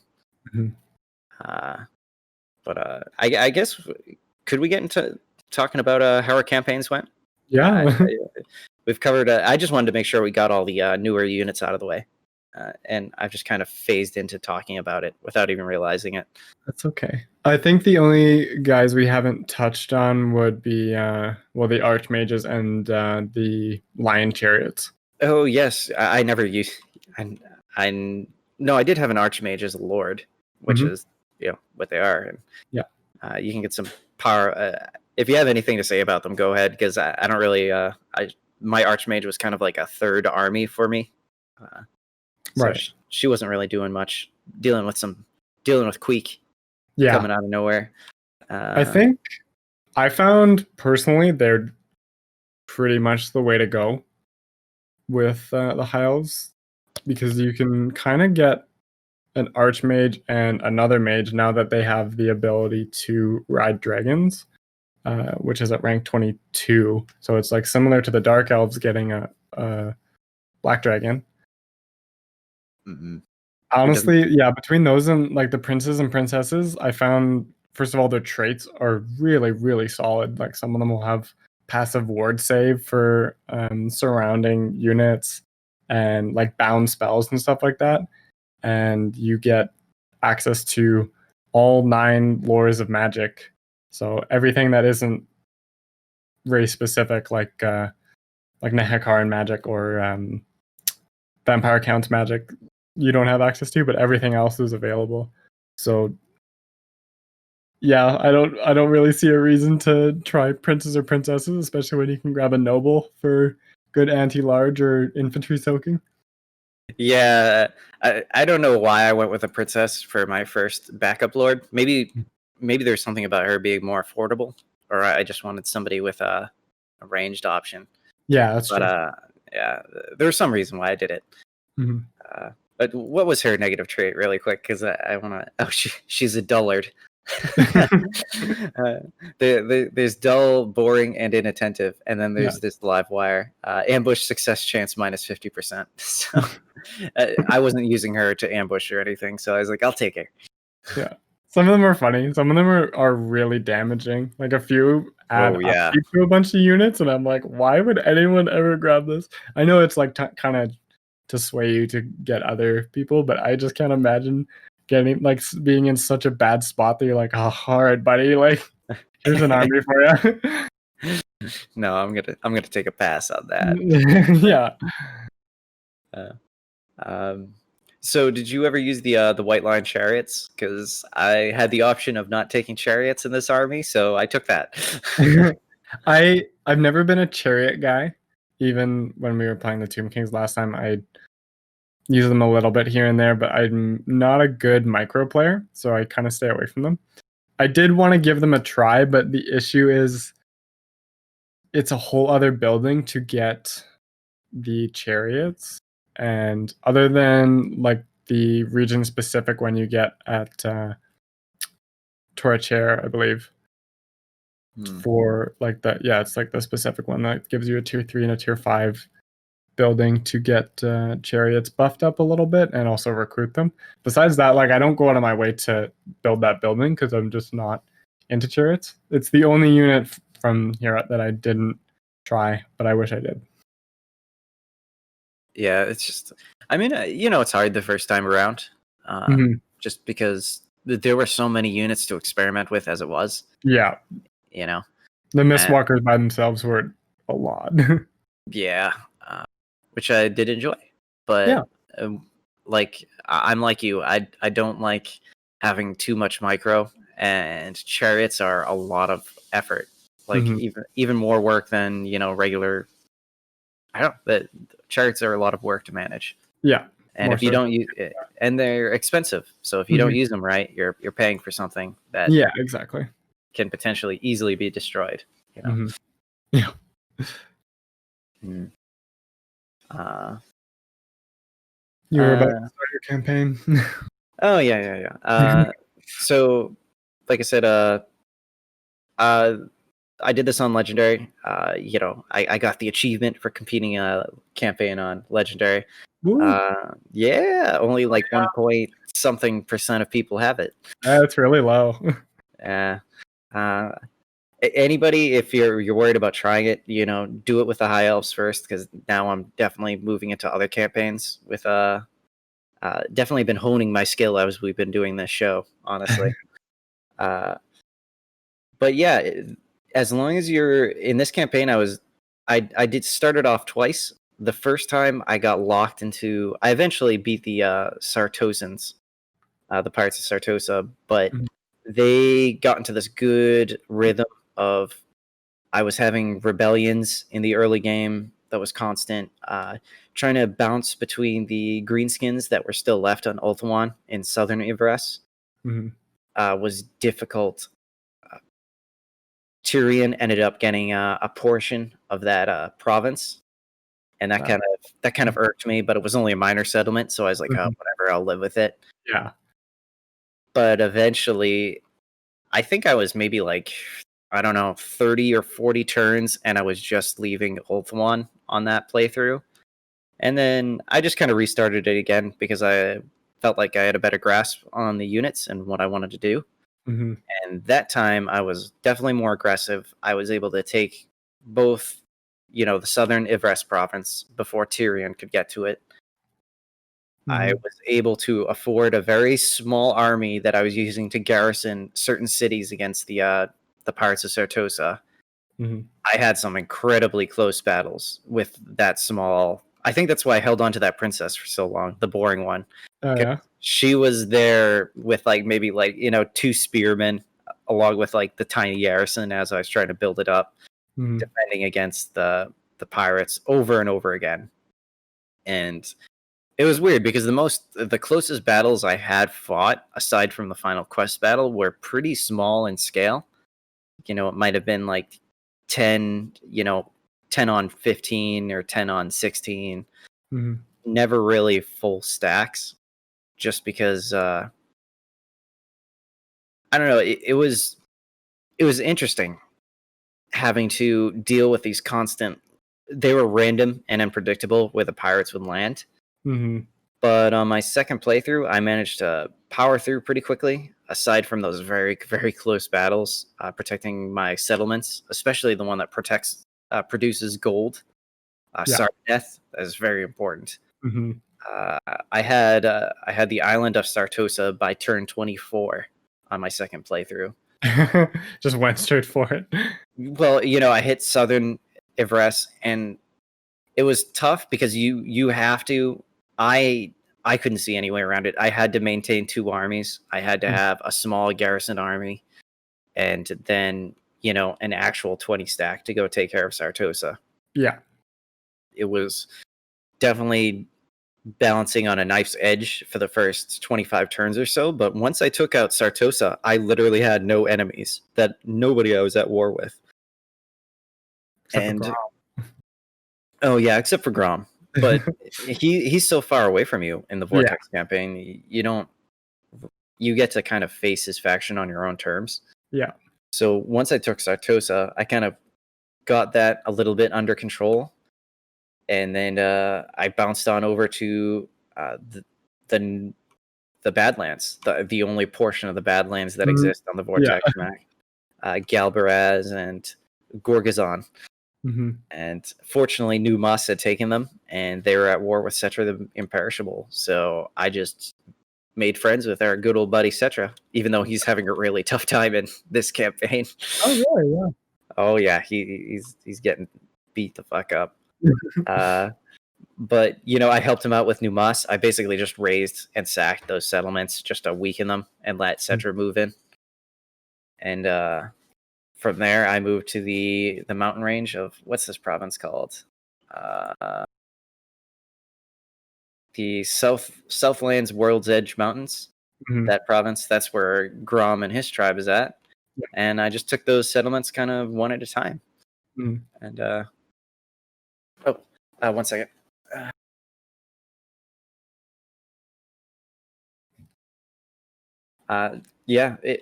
So it kind of went through 3 phases. First, taking southern Yvresse, dealing with the public order problems, which was the main issue, along with the pirates, kind of in the first 20 or so turns. But if you're aggressive enough, you can kind of get those territories where you want them. Once you take care of Sartosa, nobody's really close to you. Mm-hmm. And Clothique utterly destroyed the Norskins to my north, who I was a little bit worried about. Like, I was being paranoid and building maybe more walls than I normally would on minor settlements. Mm-hmm. But I definitely didn't want to lose my gold settlement because, armies for the High Elves are expensive. Yeah, exactly. It's very quality over quantity. Mm-hmm. I found in my vortex that when the pirates would kind of sail up beside, because I found they kind of looked for where you were close to, like which settlement you were closer to, because it takes a turn and a bit to actually get between them, and they, with their bonus to sailing, would just go to the one I was farther away from. So I found if I just ambush stanced by the closer one, they'd always just come up on shore and get ambushed by me. I was trying that, but when I wanted to take the southern Yvresse before Tyrion could get it. Mm-hmm. So when I left that general area, even if I was trying to ambush, I couldn't deal with the public order effects of both those provinces because I was having a rebellion in both provinces fairly frequently. Okay. So that was why I had to make the smaller second garrison army. And honestly, it was so small. Like I said, it was just the princess and maybe 2 spearmen and an archer unit with a small garrison. The AI just wasn't even predicting they were just predicting like, a decisive defeat for me anyway. So I could just have them sit in there and they attacked anyway. Yeah. I definitely had it in my head. I think I probably did use the ambushing technique at least once. It was too difficult to deal with the public order issues and the pirates at the same time. Yeah, because I was not having an issue with that, really. Yeah. Yep. So what was the Mortal Empires like? I know you hold both Yvresse and that one territory in the Badlands. Yeah. It's not like Malice, which is what I was kind of expecting, to have like 2 pretty far settlements that are completely different from the other. I don't know, it feels a little bit more natural than Malice did, where you're kind of supposed to be there. It's a little bit easier. On the Mortal Empires map, he's utterly isolated. Like, remember, the big thing for me on the Vortex map was I could actually take my Black Arc with me. Yeah. And I didn't even think about it until you mentioned it on the Mortal Empires map, and I realized how frustrating that was. So I definitely get what you're saying about this feeling more natural. It definitely seems more like this is a planned, like almost as a player, if you didn't hold that territory, you might have taken it anyway, if that was your mission. It's a port town, and why not? You don't have any penalties from settling there. So it feels a little bit easier from the beginning. We were talking about this sort of pre-show. I have no idea why it's called a hard start, because I had very little issue with it. Like Cetra, who's immediately to your south and in like red territory, like you don't have a good reason for going down there anyway, is going to suck up to you. And you basically have with the way the Badlands have been reworked and the Marshes of Madness being right next to where you are, you basically just have the top knots right in the beginning to deal with, and then kind of got to be careful that Wurzag isn't going to sweep you, like that he doesn't get too powerful before you can push him back a little bit. So like you kind of have this barrier, which the marshes really give you, because the vampire counts there are pretty weak and surrounded by enemies, so they're not really looking to fight you a whole bunch. And early game vampire counts is a bunch of zombies, and early game high elves is a bunch of archers, so it's pretty easy to counter them, I'm sure, even if they did decide to be pretty aggressive with you. And the beginning went really well. Like I was just, like I said, taking out greenskins left and right, essentially. And I wasn't. Quick question: did the swamplands at the vampire zone, does that slow your armies down at all? I didn't. Oh, okay. There's sort of like, sometimes there's like big rivers you cross on the map where you lose a lot of movement range. As soon as you step into the marsh, it's like that, and you are down to like probably 20 or 30% of your actual movement range. Like it's very slow. Ooh, and the attrition's really bad, significantly worse than if you had like wasteland attrition on your other armies. It's way worse. It'll defeat your armies before they get across it. So you're almost like you don't even have a tactical reason to even try and like take care of the vampire accounts there. No, not right away, because both the settlements that make up that province are on the far eastern side, and a turn away from the edge of the marsh on that side. So yeah, there's really no reason, and there's a huge buffer that it gives you. Okay, all right. So you said did you?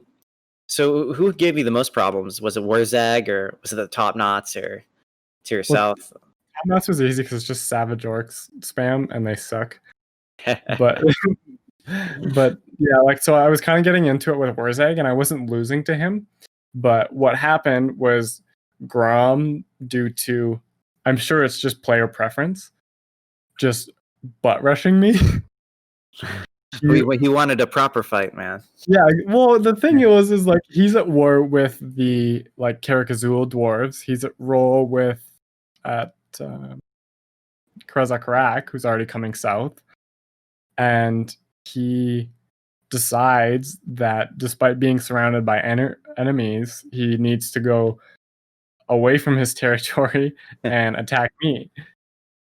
So like it kind of slowed me down, because I just kind of had to sit in one settlement and fight him. And one time he had a wall with him, so it was a little bit more. But for the most part, like he just cost me a turn of replenishment. Okay. So like I did capture him once, and I was like, haha, like campaign over at turn 25 or something like that. I was like, oh, that was exciting. But yeah, he kept doing that. Like he'd spam armies and throw them at me, and yeah, honestly, it's very theatrical to Eltharion's story. You know, all the greenskins were focusing on him, so the player preference for once, I think, makes sense. I'm gonna give it. Yeah, like the only thing that happened was because he was sending all his armies at me, he got wiped out really quick. Like the Broken Axe faction was destroyed by like turn 40, and I was like, oh, like I guess that's over. Yeah, there is definitely that does. I was thinking about it as you were telling me, and I have seen other factions get utterly, like, you said they're at war with another faction aside from you, maybe somebody who's actually closer, and because they just focus so much on you, even though you're not even close yet, really, it's like it just helps the order tide even more. It's like, chill out, Grimgore, I'll get to you. Yeah, and it's because people were saying like dwarven campaigns are much harder now, and I think that's awesome.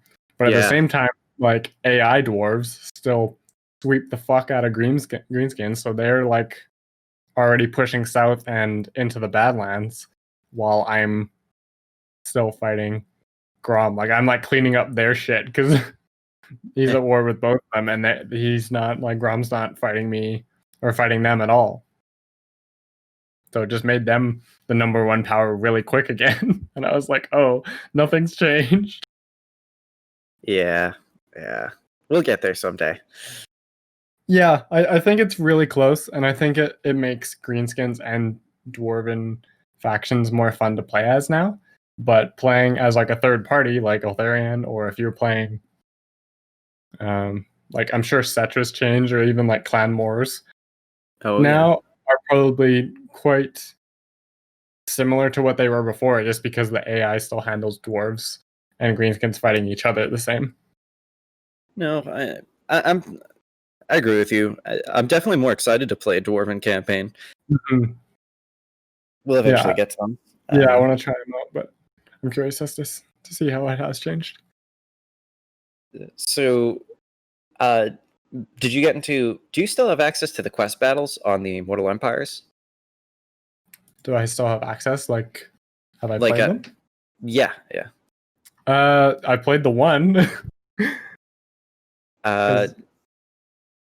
Just the one? I thought there. Well, there's only one for the Mortal Empires. No, there's the final battle, and then there's the just one for the Talisman of Hoeth. Yeah, that's what I meant. Did you have the Talisman of Hoeth quest battle on Mortal Empires? Yes. Okay. Yeah. Did you get into that? Oh, that was a pretty it was a good fight. Especially up against Chaos with the early army that I had. Your archers are. I saw Legend play that with just strictly archers, which is crazy to me. I still need at least a couple. I still need a front line man. I don't. It's too. It seems so insane to me just to play with ranged units. But he pulls it off, so I'm not gonna. He makes it work. Yeah. I don't like it, but that battle, you're kind of on like a river. You've got the terrain working to you a little bit because there's kind of a particular crossings where the Chaos Army can really, the only way they can really get over. They have their artillery piece. I can't remember what it's called anymore because I never play as Chaos anymore. Like the Doom Cannons? Is that what something like that. Yeah. Their artillery piece, they have one of those, and that was doing quite a bit of damage. Their Chaos Spawn are unbreakable, but fortunately, you have the Silverin Guard, and they hold their own. Yeah. They still get messed up, but they made it through. It was kind of a chaotic battle because they definitely leave. Most of these quest battles have a reinforcing enemy army, and this one did as well. I think as well as an allied army that took forever to get up to me and help out. Yeah, there's an army that kind of cleans up. That's like Phoenix reinforcements, but the battle's done by the time they're there. Yeah, they did have like a little bit of an effect at the very end, mostly cleaning up. Yeah. But this one, I felt like they hold the enemy reinforcements out a little bit longer than usual, and it kind of surprised me because I'm expecting enemy reinforcements. But Chaos Warriors take a while to put down, especially just because of their armor and the ones that are unbreakable. Yeah. And they come from a pretty. It took a lot. It took a little bit of balancing. Like it wasn't a completely straightforward quest battle, just because I had to shuffle some units around. Just because the Chaos Warriors, once they get into melee, it's really their only strength, and you have to dedicate like most of your frontline infantry that you have to holding them back. And yeah, I took some pretty decent losses out of it, but I was able to get it on my first try. Yeah. No, it's definitely not a super hard one. And when I played it again today, when I was doing my Vortex campaign, it's significantly easier when you know what's coming, and it is significantly easier playing with mostly ranged units, just because Chaos doesn't have an answer for that. I think the other thing that really helped me was I have I think very rational hate for Doom cannons. Like if I see one, I'm just like, who can take this out? Okay, yeah, don't bring this in front of me. Like after playing a couple of Vortex campaigns and having to continually fight Chaos when they spawn the Vortex rituals, I'm so done with them that I just will take them out as soon as I can. So as soon as I saw one come in with the reinforcements, I was like, who's free? Oh, Arcane Phoenix, please.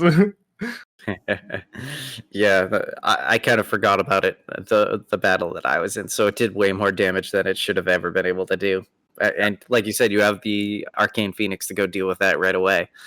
So I felt pretty stupid, but you know, you still get a pretty powerful quest item out of it.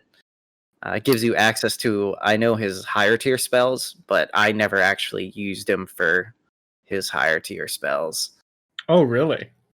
Yeah, like I said, he was mainly focused on improving the units in my army, and I just made him beastly as like a duelist. Like, I liked the magic that he had, but also Cavil had, like, I had him with a Cavil and a Fire Mage, so I didn't feel like I needed to give him, any more magic.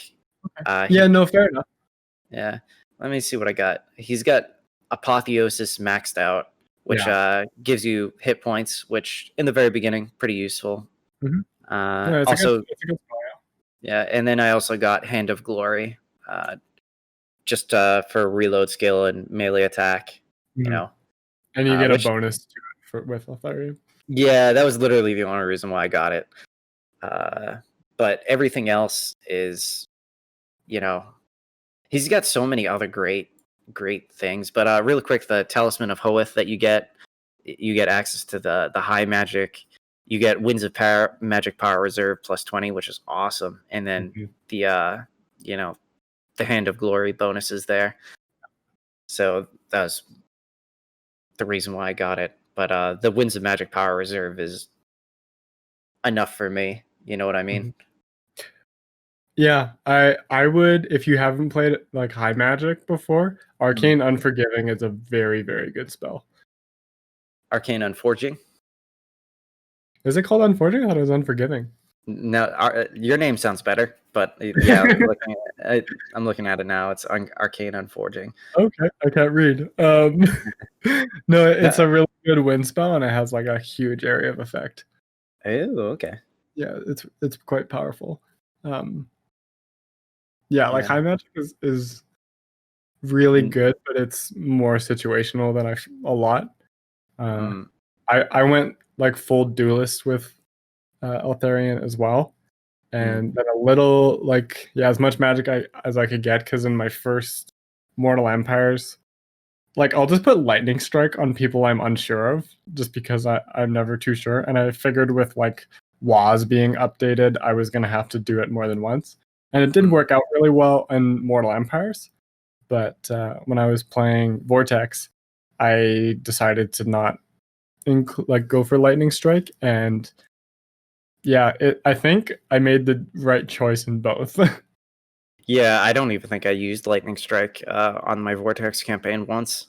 No, actually, no, I did. I tried to help out Cetra at the Black Pyramid, and I cleared out some of the armies for him. So that was like the one time I used it, and I didn't even have to. I was just trying to keep Cetra alive at a certain point. Yeah, I kind of liked having agreements with Cetra just because of what happens to Eltharion in the end times. I'm like, yeah, you go, Cetra. Yeah, does he help him out? I think he does, right? No, like in the end times, Eltharion dies to Arkan the Black. Son of a bitch. Yeah, and obviously Arkan and Cetra are mortal enemies, so I didn't feel that bad or like that it was that out of character for him to have a trade agreement with the skeleton. No, and I mean, honestly, your I had a huge beef with the greenskins when I was playing Etc. The freaking marauding top knots that came back as like a, what do you call it, just a roaming army. It was a pain in the ass. So I know they don't like greenskins either. I don't think it breaks any sort of like. I mean, Eltharion hates dark elves, but hates greenskins more. So really, anything else is free game. Yeah, I think as far as and he does like in diplomacy make some nasty comments, but at the same time, yeah. I wish I wrote some of them down. I got to start doing that. some of Eltharion's like quotes when you click on them on the campaign map came out are kind of sad. Like there's one where I selected him and he was like, "Joy is what?" And I'm like, "Oh, okay." I don't have time for this happy shit.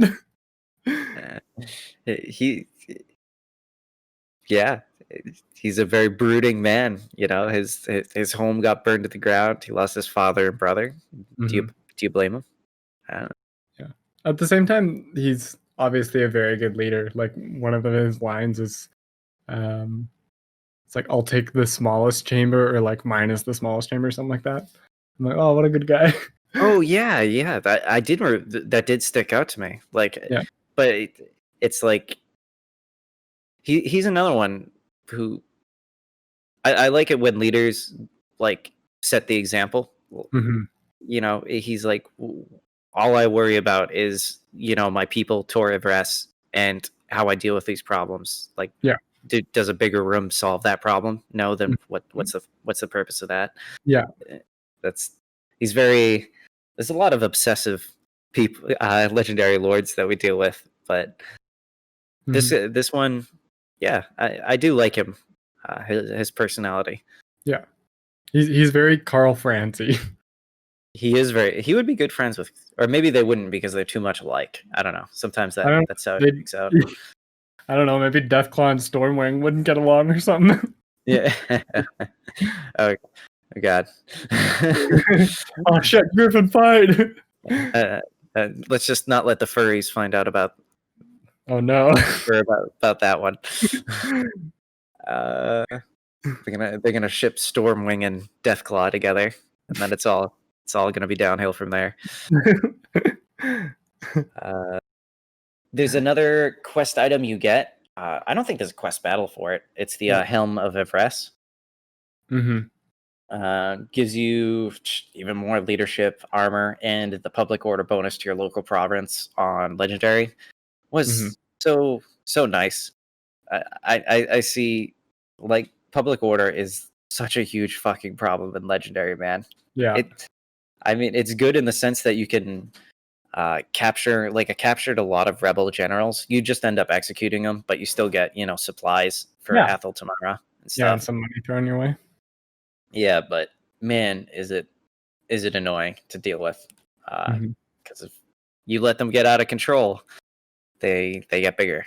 Yeah, and especially it's not a huge hit to it, but Eltharion has an ability to lower enemy leadership by, I think, -8, which is pretty significant. But it also lowers the local region's public order by 1. Yeah, a world asunder. Yeah. I like the description for it. No being is above suspicion. No motive shall remain hidden. No peace without war. -1 public order. Your Mistwalker Barrage, which is a cool ability. If you ever notice when he's in melee, just to our listener, and you notice a bunch of arrows fall out of the sky, don't worry. Those are actually yours. They just only activate when he's in combat. Yeah. And this ability just lets you trigger it more often. And it doesn't do a lot of damage, but hey, anything, you know, everything helps. Yeah. And the damage to enemy leadership is awesome. I think Eltharion's probably up there in one of the best all-around lords, like in just in terms of like himself being good in combat. He's also a good caster with a decent school of magic. Like, you can make him into a duelist, and he can also support his army really well. I think he's honestly Yeah, he's up there. I mean, I don't really remember Tyrion's skill tree very much, but I know people consider him overpowered, and I do remember him having that kind of all around. He's very good for everything, whichever army, your actual campaign abilities and whatnot. Yeah, and he just has stacks upon stacks of great stuff. Yeah. Like the bonuses he gives to his shielded units. Unending volley for missile units is under break upon the walls, which just gives your crap ton more ammunition. I loved Wall Warden, which gives you -2 construction time for wall and garrison buildings, all provinces. Yeah, that was really good. Yeah, you can just churn up a level 3 garrison in 2 turns essentially. Like it takes 1 turn for the first one and another turn for the second one. It's just very easy to fortify your position if you just took a city.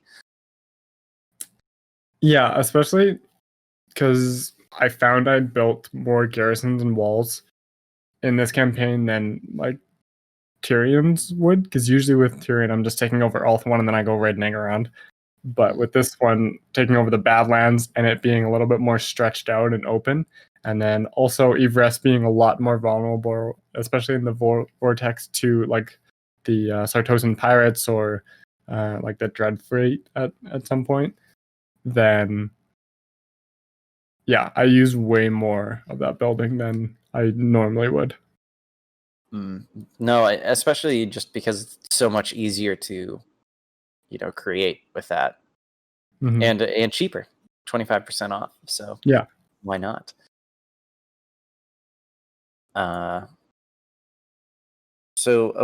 His final quest item was his sword there. Fang sword of Eltharion. Which gives you crap ton more speed, and if you're on Stormwing, you're even faster. Bunch of bonuses, but the cool thing is the Fang Sword of Eltharion ability, which you get for crap ton of physical resistance and a lot of armor piercing weapon damage. Just a great way to, especially if you throw a cage on an enemy lord and then you activate that, you're gonna cause them some problems, man.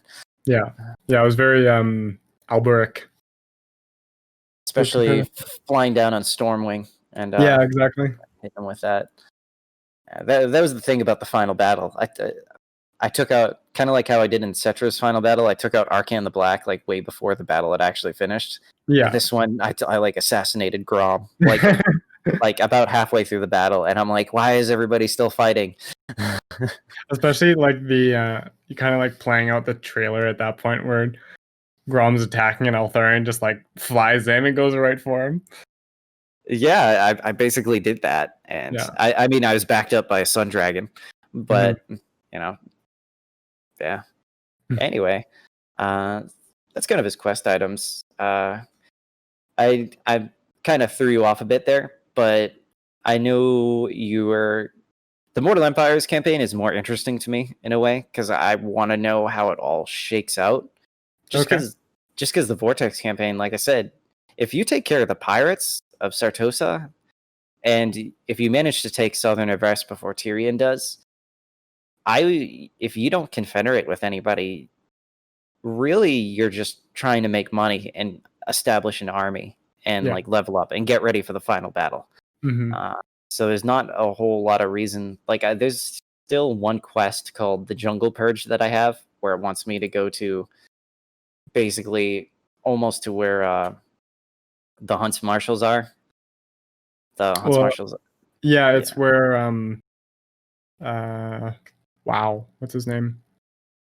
The Lizard Prophet, Lizard Moses. Is he up that far north? Spectazuma? Yeah, it's his city. I think that's where it sends you. Okay. Yeah, it's kind of just west of where the Hunts Marshals expedition starts. But yeah, I'm not heading over there. I just didn't feel like the campaign didn't need to go on longer. I just activated Grom's arrival at that point. Tehanawan, that's what it was. Hanowin. Oh, I can yeah. remember.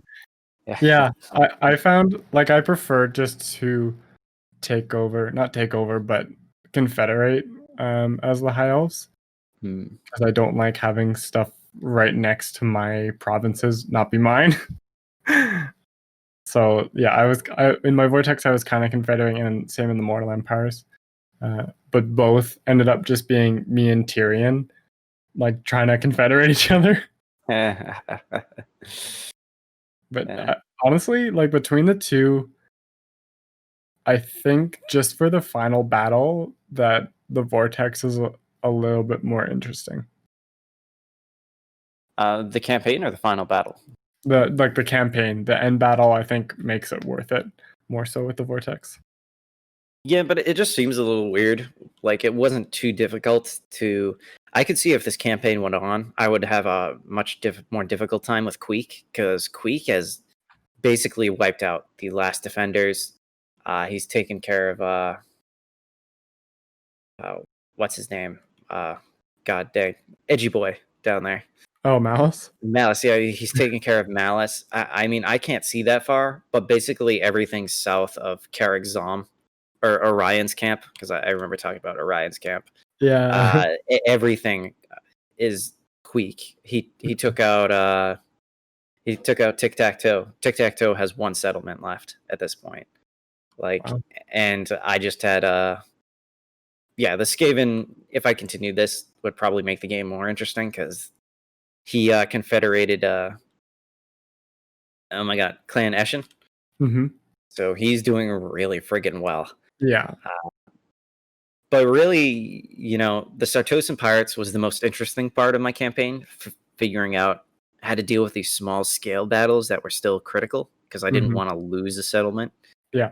And once I took Sartosa, I really felt pretty good because the matchup with kind of, like I said, by turn 24, I held Sartosa. So it maybe took me another 5 turns before I was ready to hit the Badlands, and deal with New Moss. Yeah. And you do really well against Tomb King armies, especially the lower tier armies. Mm-hmm. Like your Eagle Claw bolters tear through them. Yeah. And any amount of missile infantry, just gonna make light work of chaff. Yeah, and that's basically what they mostly had. I mean, their Ushopti might spawn in, but that's what Silverian Guard and Cavil was for. Yeah, exactly. And so I got a lot of experience messing with the other minor factions of the Tomb Kings. And then from there, it's just a hop, skip, and a jump to get to Grom's faction, which is, what's his faction called? The Broken Axe? Yeah. I mean, they were not too difficult at that point. I mean, just because you can get to them so quickly, like they hadn't really expanded that well. Yeah. And I think a part of that is having Cetra so close by. I mean, Cetra must hold them back to some degree.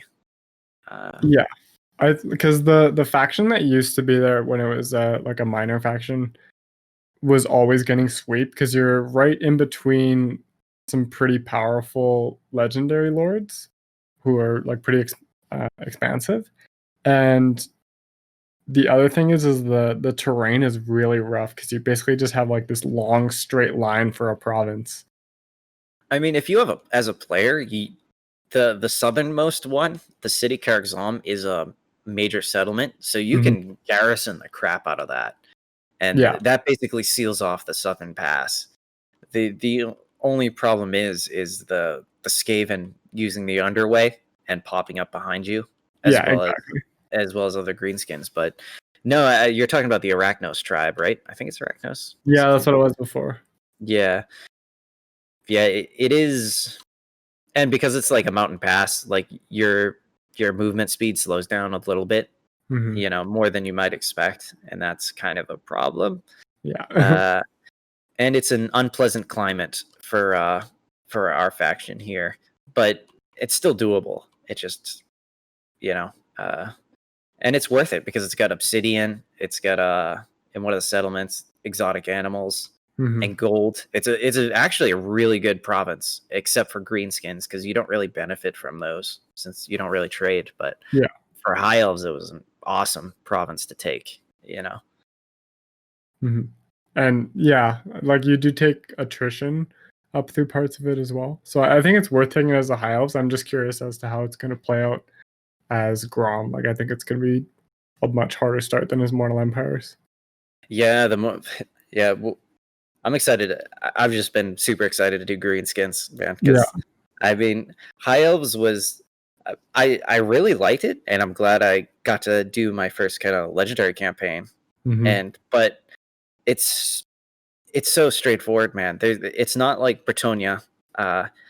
Even though I played it on a less hard difficulty, it was still harder. Just the way you have to play Bretonia, your limitations, and the way how much you have to micro your units, etc. had his similar difficulties. Although a lesser extent the longer you went in, because once you got access to the higher tier units, etc. Things start getting easier. But this faction was just so straightforward for me. It was just heavy spearmen up front, the Silver and Guard, Sisters of Averlorn, and artillery in the back. And then, you got your heroes, Mage on a Sun Dragon, and kind of some lions thrown in there for fun. Yeah. Either 1 or 2 units of lions, and that was it. And rinse and repeat. And I know there's a lot of variety in the high elf roster at this point. It was just like I said, maybe the downside of playing legendary is I'm not messing around, and I'm choosing the most effective thing that I can find. And because I can definitely see how there were the battles I would, if I didn't have the sisters, I didn't stack out my army with Sisters of Averlorn, but I did substitute the archers for them at a certain point. Right. And I noticed immediately why people make full stacks of those things. They're just so ridiculously powerful. Yeah. And they're great for taking out literally anything. It's ridiculous. Yeah, exactly. Like they have really good damage, but they also do magic damage. And if you're not weak against magic damage, they also do fire damage. So there's not a whole lot that escapes. And they're also decent in melee, especially compared to any other missile infantry in the high elf roster. Yeah, but with my Silver and Guard, they never even got into melee. Exactly. Yeah, because they were beasts on their own right. And with Eltharion's unending volley ability, they replenish ammunition. So they just, I don't know. This Crazy. Was the first time I did like full checkerboard with sisters. Oh, did you do a doom stack of them? Well, yeah. At one point, I confederated Eltharion, and I wasn't at the point of building the actual building for it, but she had already built it. So I just wiped her army of like spearmen and dryads and was like, okay, like we're getting sister stack because she had the building and she also has a couple traits that boost them. So it like with 18 Eltharion and like another mage and like a noble I think I had for a little bit, there's very little that will even touch your line. Oh yeah, I believe it. I fought like 2 stacks of dark elves that had like dragons and hydras, and they put a little bit of damage into the first line of sisters, and that was it. Jeez. Oh, so was that on your Mortal Empires campaign that you had to deal with that? Yeah, I didn't get far enough in the vortex to confederate Eltharion. Did you eventually confederate all of Ulthuan? Well, I was trying to, but Tyrion, despite having like 200 and some, I don't even know what to call it, like relationship points. He doesn't confederate. He wants to do it the hard way. Yeah, and it's also hard because even though I was between like rank 2 and 4, he was also in that range, so we were kind of like back and forth because he's still really powerful and his faction explodes so quickly that it's hard to for him to consider that when he's like as powerful or more powerful than you. Yeah.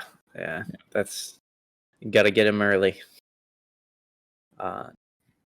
So do you want to continue? Unless there's anything more, like there's literally not much to say about the Vortex. It was.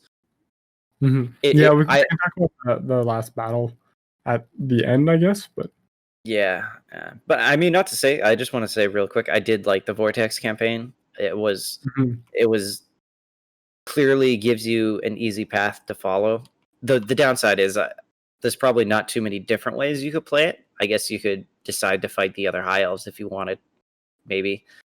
But Sartosa, it was cool having them as this like kind of constant like enemy that was just generating armies to come deal with me.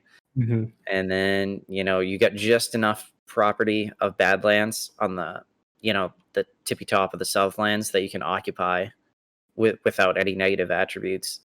And then you go take care of Grom, in the World's Edge Mountains. And it was from there, by that point, I just kind of danced around a little bit with Cetra's enemies to max out Eltharion's level. And then I was like, well, I still have like 80 turns before Grom's arrival, so let's just get this started, Yeah. Have him come in. Yeah, I found 150 is pretty generous. Like even very generous. Yeah, even for like most Vortex campaigns, I usually finish them at like turn 100 or 120. They don't go that long. So I was like, no way I'm getting that far into it. Like I hope it's that long, but I don't think it will be. Yeah, I triggered it at turn 81. Yeah, exactly. This has been the shortest campaign so far. And honestly, it was really short for Mortal Empires too. Like I was on turn 220 with Cetra at the end of last time on my Mortal Empires. And like by turn 120 or 130 in my Mortal Empires, I had all of the Badlands, and I kind of just held it. I didn't want to push into the mountains and do that, but I had also taken everything of Ulthuan that wasn't Tyrion's, and also like eradicated the Dark Elves from the north and west. So it was really quick. And even though I find the High Elves tend to do that, like as soon as you get into the higher level units, they steamroll. It was especially noticeable with this one. Yeah, like you said, he's just such a great faction leader. Like, I would hesitate to immediately, maybe if I thought about it more, but this is like definitely a 10 out of 10 legendary lord for me. I think so, yeah. He has no weaknesses that I'm aware of at this time. Yeah, like his health is fairly low, but you can just use himself to heal himself. Like he can just keep popping Apotheosis. Yeah, and I did do that, and then I gave exactly. I gave Cavil Lifeblood or whatever that spell was. Yeah. So I think that's like his only thing is he has fairly low HP, but he can more than make up for that, and you just have another caster in your army. Yeah, I think, did I cut out when I mentioned that Cavil has Earthblood? Nope. Oh, okay. Yeah. Sorry. No. Yeah. I just meant, you need another. Like you can just use Eltharion as a duelist and not max out his magic. But still, you made a good argument for that. Yeah. And I'm looking at Mortal Empires right now. Cavil unfortunately starts off all the way back in Ulthuan, so he's not helping out Eltharion anytime soon. No, and he died in my Mortal Empires, and I was sad. No. I was like, no, Henry, I'm sorry. That's funny. So you went all the way. Let me move the camera a little bit. You went all the way to the mountains and kind of. I assume you took out the Broken Axe tribe over there. I didn't have to, just because the dwarves like swept down while he was attacking me. And as soon as I kind of dealt with Warzag and it seemed like Grom was slowing down, I fought the vampire counts. Okay. which wasn't especially hard. What makes it a little bit more difficult, I found, compared to like the early game greenskins, is that you do have that attrition like as soon as you get in there, and you can't attack their settlements right away. Like you're gonna have to take one turn of attrition essentially. So you end up being a little bit weaker no matter what, and then you have to fight like Blood Knights and Graveguard, and you might still have Spearmen and Archer units. Did they even have any good units when you went up against them? Yeah, like they did have Blood Knights and Graveguard, like I said, in their garrisons, but not like fielding them. Like they weren't sending them out in armies. They just had like zombie and skeleton stacks. Okay. Did you have any did you just kind of move from that point to the Dark Elves, or how early in the game was this when you kind of accomplished taking over the Badlands? Maybe I think by turn 70 I was holding it, and by turn 100 I had pulled everything except for like 2 garrison armies out to retain public order essentially. And I was still at war with Eshin, and they were coming through every once in a while. Oh yeah. Because once the vampire counts were done, like Grom was on his last legs, Wurzeg was done, and Grimgor was nowhere to be seen. I think he got wiped out pretty early. So yeah, I just kind of went to the mountains, and Eshin had a few of the settlements that I wanted, and I kind of wanted to have a little bit more in the Badlands because I just kind of felt like it was ending too soon. So I declared war on them so I could fuck around there for a little bit more. I mean, it's probably a good idea. I mean, if Eshin was kind of getting that far west at the time, I mean, it's probably good to actually engage them. Yeah. Give them a couple of defeats, you know? Yeah, and like the dwarves weren't like all the way south yet. And I wasn't going to take that territory, so if I can take a few of their armies out and the dwarves end up taking that and I get more trade money, so be it. Like, not a big deal. So what kind of happened there? You secured the Badlands in like 100 turns, and how far into the campaign did you go on Mortal Empires? Like I said, 140, 150 by the time the Dark Elves were done, and I felt like I was pretty much done. Yeah, I kind of like solidified the Badlands and pulled out, and I didn't know what I wanted to do because I did kind of have a few turns where I was like, is that it? Like, is that all that there is for the campaign? Because like long campaign victory is kind of the same thing as like what I did. It's just kind of take over the Badlands, but you also have to have like the 8 out of 17 cities or whatever that I wasn't going to go get. Yeah. But other than that, like you just have to destroy like Negaron and Broken Axe. And Broken Axe was dealt with, and as soon as I like went back to Tor Yvresse and started raising more armies and kind of building up what I had in Ulthuan to get better armies, it was pretty easy to just sort of like push back at them. Did you enjoy fighting the taking the Badlands more than fighting the Dark Elves, or how do you feel about those particular matchups? Like I've done High Elves versus Dark Elves and Dark Elves versus High Elves a lot. Like we did it with Malice, and I've played Malekith both in Mortal Empires and in Vortex, and same goes for Tyrion, both game modes. So I've done that quite a bit. So it was really nice to play against stuff you wouldn't normally fight. Like it's kind of out there for High Elves to fight even like vampire counts. Like that one was one I had a lot of fun with, because even though the High Elves like just straight counter the vampire counts really easily, it's kind of fun to just like fire into a bunch of zombies for a little bit.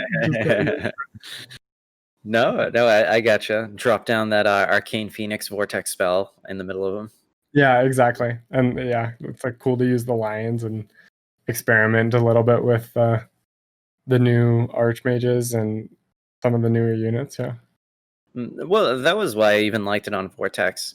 Dealing with the Knights of Sartosa, like I can see why they usually gain a foothold. Like if you remember way back when we did our Count Noctilus campaign, I got trapped on like the northern edge of Ulthuan by Eltharion, and she was like pursuing me with multiple armies. Yeah. And as I came over to Yvresse, there was no Yvresse. It was all pirates of Sartosa. Yeah. And they had corrupted a large portion of it. So they were a serious threat. Like maybe AI versus AI, it shakes out differently. But I had the feeling like if Yvresse fell, that would be a really bad thing for the rest of Ulthuan. Like I'm kind of partial to one day when we return to the the Vampire Coast to do Sartosa, just because I found that I don't know, I think it might be interesting to do that one day, but yeah. In Vortex the pirates are way more of a threat because they have less enemies around them and they also have less places to go. Yeah, like with Count Noctilus, I felt like I had much more of a drive to make those like pirate coves. Yeah, and with the Pirates of Sartosa, I feel like I'd be pushed more to actually colonize. And that's I think where the main difference is. And like you said, if you're the Sartosa on Vortex, you literally have nobody else around you, and makes the campaign fairly straightforward in that way, I guess. But yeah, it makes it more like pirate feeling rather than like, oh, RNS is getting screwed up by like Tiliel or Ikit again. Yeah. What happens every time. Yeah, I've never actually. That was the big thing I did like about it, though. Like I liked having the matchup between High Elves and Vampire Coast because I never saw that. I never played long enough with Tyrion to see that, and so I can definitely see why. And fighting the greenskins, because even on the Vortex campaign, you got to clean them out of Ulthuan early, and I enjoyed fighting them as the High Elves because normally, like you said, everybody's done High Elves versus Dark Elves, and you do a lot of it. So I didn't get to do the undead, but I did notice how much fun it is when you finally get even just doing. It's just the different matchups that make you think a little bit more, even if it's easier. It's just the unique experience of dealing with an inherently different faction. Well, it's kind of funny because I remember talking when we did our Noctilus campaign about how fighting the High Elves sucked as the Vampire Coast because they outrange you and they've got like stuff like Lothern Seaguard, which has shields and can kind of block, so they end up winning in that missile play. But now, like playing as the High Elves, I'm like, can you guys fuck off? Like, you do so much damage. That's a damn good point, man. I mean, they were, like I said, the fights I had with the pirates were very close.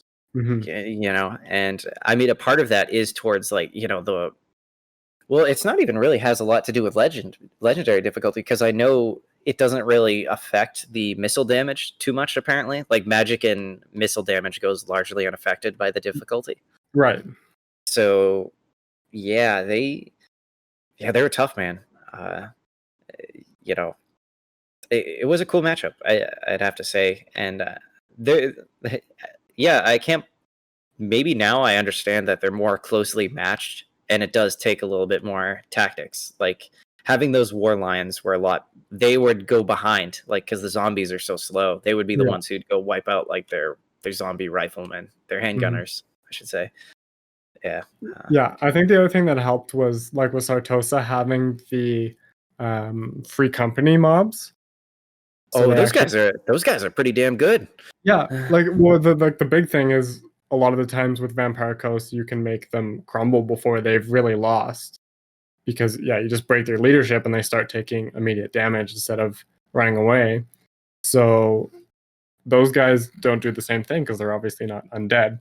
So it's a little bit harder actually, because you got like anti-infantry and you might only have like spearmen or silver and guard, which gets cut down by that sort of unit pretty easily.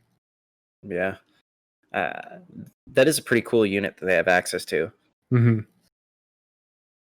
Yeah. Yeah. Makes it interesting. I definitely appreciate how they've been giving us more matchups in these DLCs that you don't see. Yeah. They've been taking the obvious ones. Like we said pre-show, I'm so excited to do Imric eventually, and because starting next to Clan Eshin and kind of a fairly isolated. It's gonna be fun. I'm looking forward to it. And then there's like you start off at war with the dwarves, so that's another one that just doesn't happen a whole lot. Oh yeah, I'm kind of glad I didn't have to fight the dwarves again. Although the high elves definitely seem equipped to do it.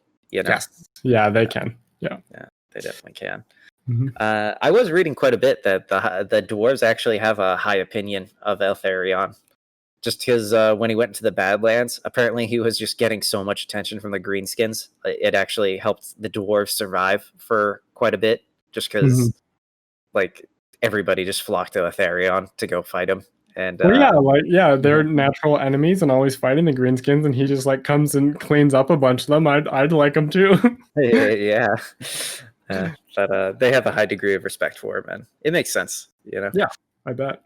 Yeah, makes total sense. Probably makes him, and he's got kind of like the appropriate demeanor that dwarves would probably appreciate, you know. Mm-hmm. Yeah, he's a lot more serious and less like prickly compared to like Tyrion. Yeah, I mean he doesn't really act like the common classical high elf, I should say. Yeah, you know. Mm. He just reminds me of like depressed Carl Franz. Depressed Carl Franz, yeah.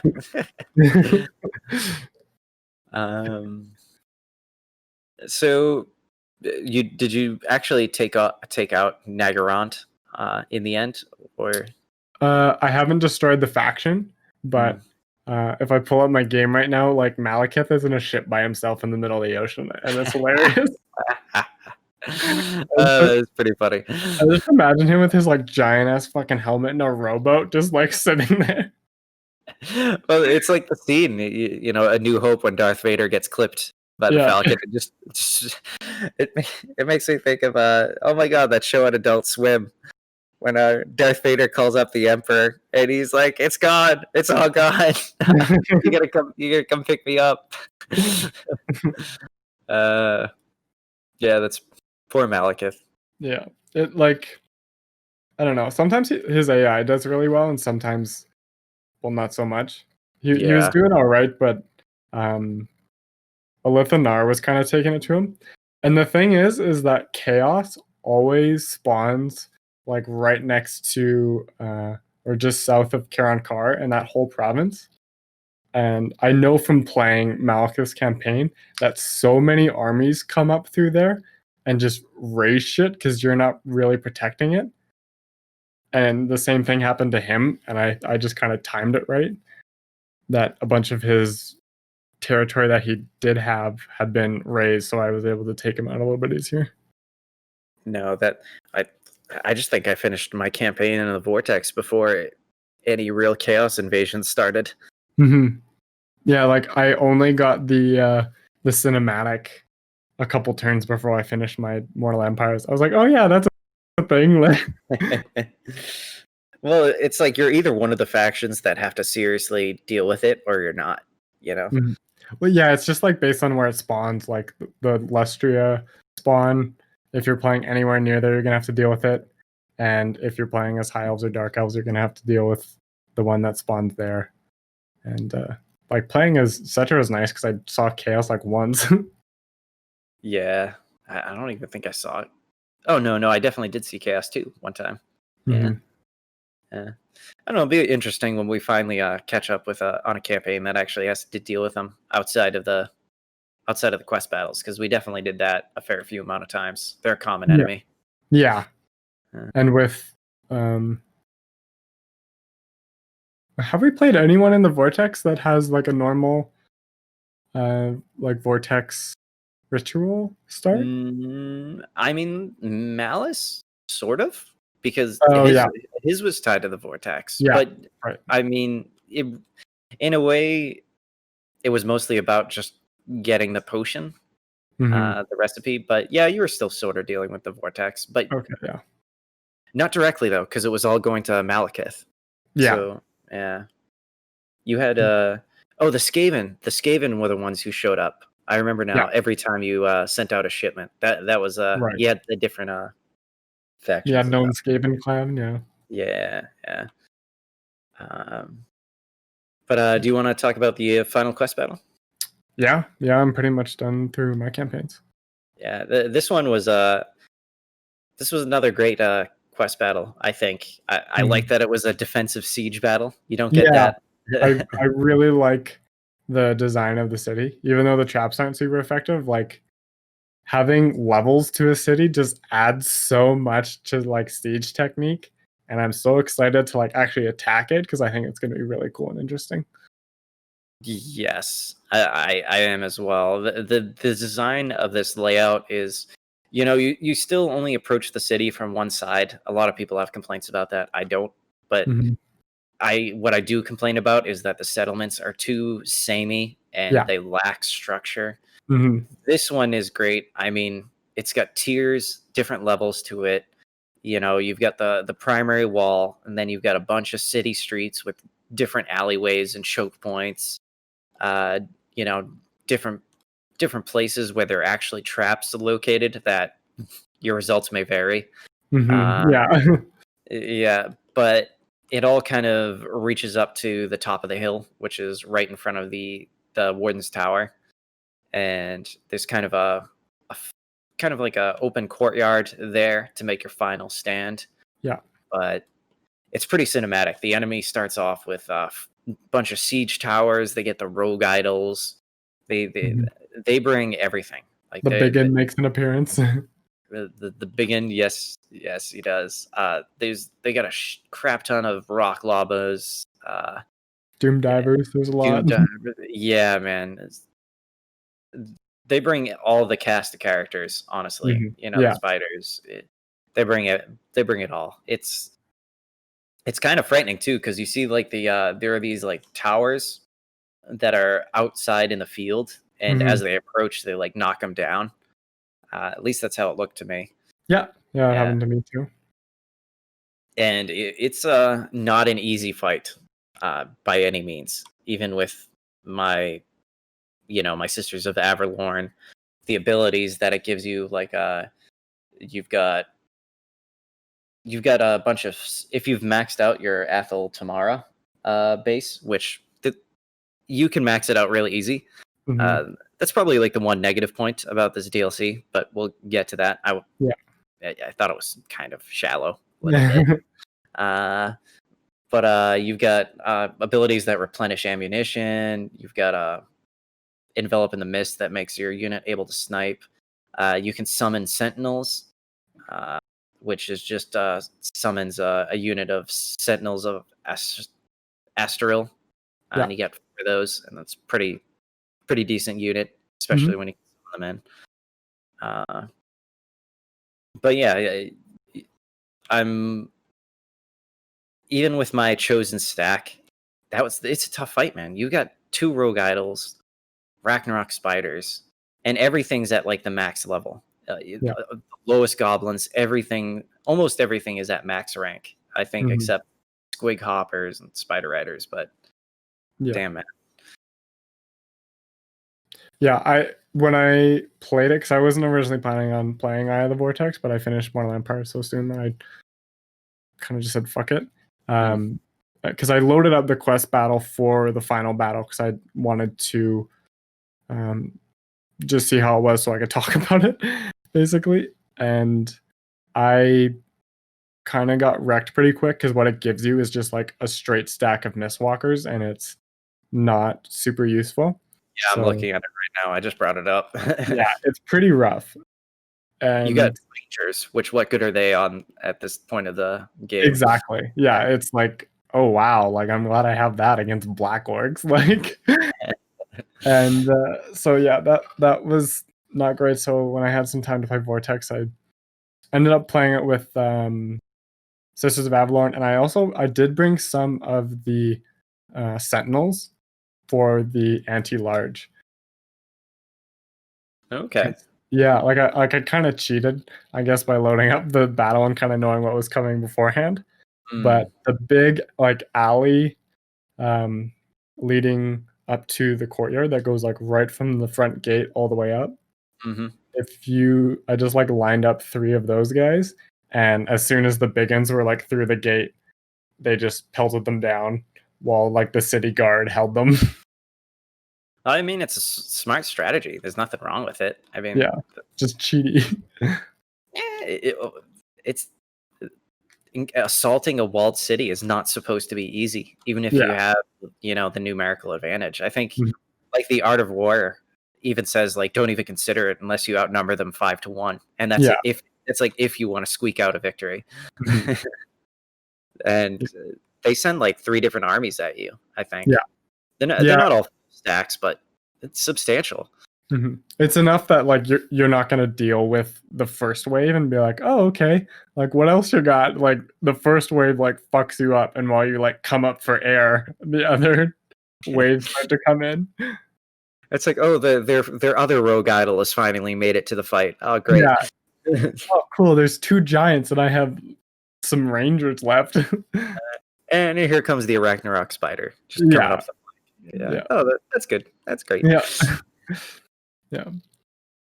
Like we kind of touched on sieges and when we first started talking about the battle, and I know sieges are like not in a great place in Warhammer 2 at all.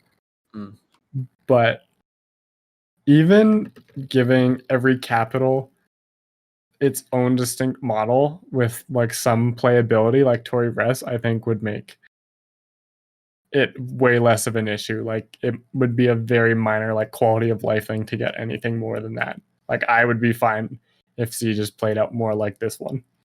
No, absolutely. I'm willing to stick on this topic for a minute. There was a mod, I think it's out of date now, but it's been trying to integrate people's custom maps into the campaign. And some of them, like one of them kind of randomly, like let's just take the lower end of what I've seen people do. Yeah. Like I was playing as Wurzag, right? And there's some minor settlements right outside his his capital. And the first one I did was a modded, it had no walls, but it was like on top of a hill, and it had kind of like, access points, I guess you could say, like where you had to kind of go up ramps and stuff. And although there was no gate or walls to deal with, it at least added something. Like I feel like we mentioned this at one point too. Like I wish when you went into the encamped stance, if you got attacked, like it would actually position your army on something beneficial, like a hill, like something you might actually set up and camp on, like as an army. Like give me an asymmetrical map, like not like I have this big thing against symmetrical maps because there's no such thing as symmetry in like war. It's not a game. Yeah, it's not a game of chess. It's not a game of football. You never know is there a river running nearby? Is there mud? Is there like just a bunch of rocks scattered in certain places or whatever? Yeah, I don't want to keep talking, but I've seen what people can do. Like there's one city that I think wasn't Middenheim. It was something. It was one of the Empire cities, and it actually was like separated by different like bridges. Like there's like a big river running through the middle, so there was like an island portion. There's all sorts of different ways. Like I don't mind that you only attack the city from one position, like one side, because I get that it's like trying to show you like this is like the only vulnerable position to attack. You know what I mean? Like if you look, I'm looking at the map right now, like there's literally water on almost all sides of it. So and a cliff face on the other. So it's like, yeah, this gate is really the only feasible way to attack it. And I have no problems with that. But it needs to have character to it, like multi-level, an individual personality to the city. And even as it ends, like the final where you can make your last stand, like if you head straight through the gate all the way up, you'll end up at the staircase that leads to the Warden's Tower that has the waystone in it. So there actually is a lot of detail put into this one city. Yeah. And yeah, I don't know if you want to talk about it a little bit, because I'm pretty stuck on it. Like I said, I don't need a 360-degree map for sieges. I don't need it. It's not my problem with it. It's just the sameness. Yeah, exactly. Yeah. Just like let my artillery fire. Okay, send the archers in.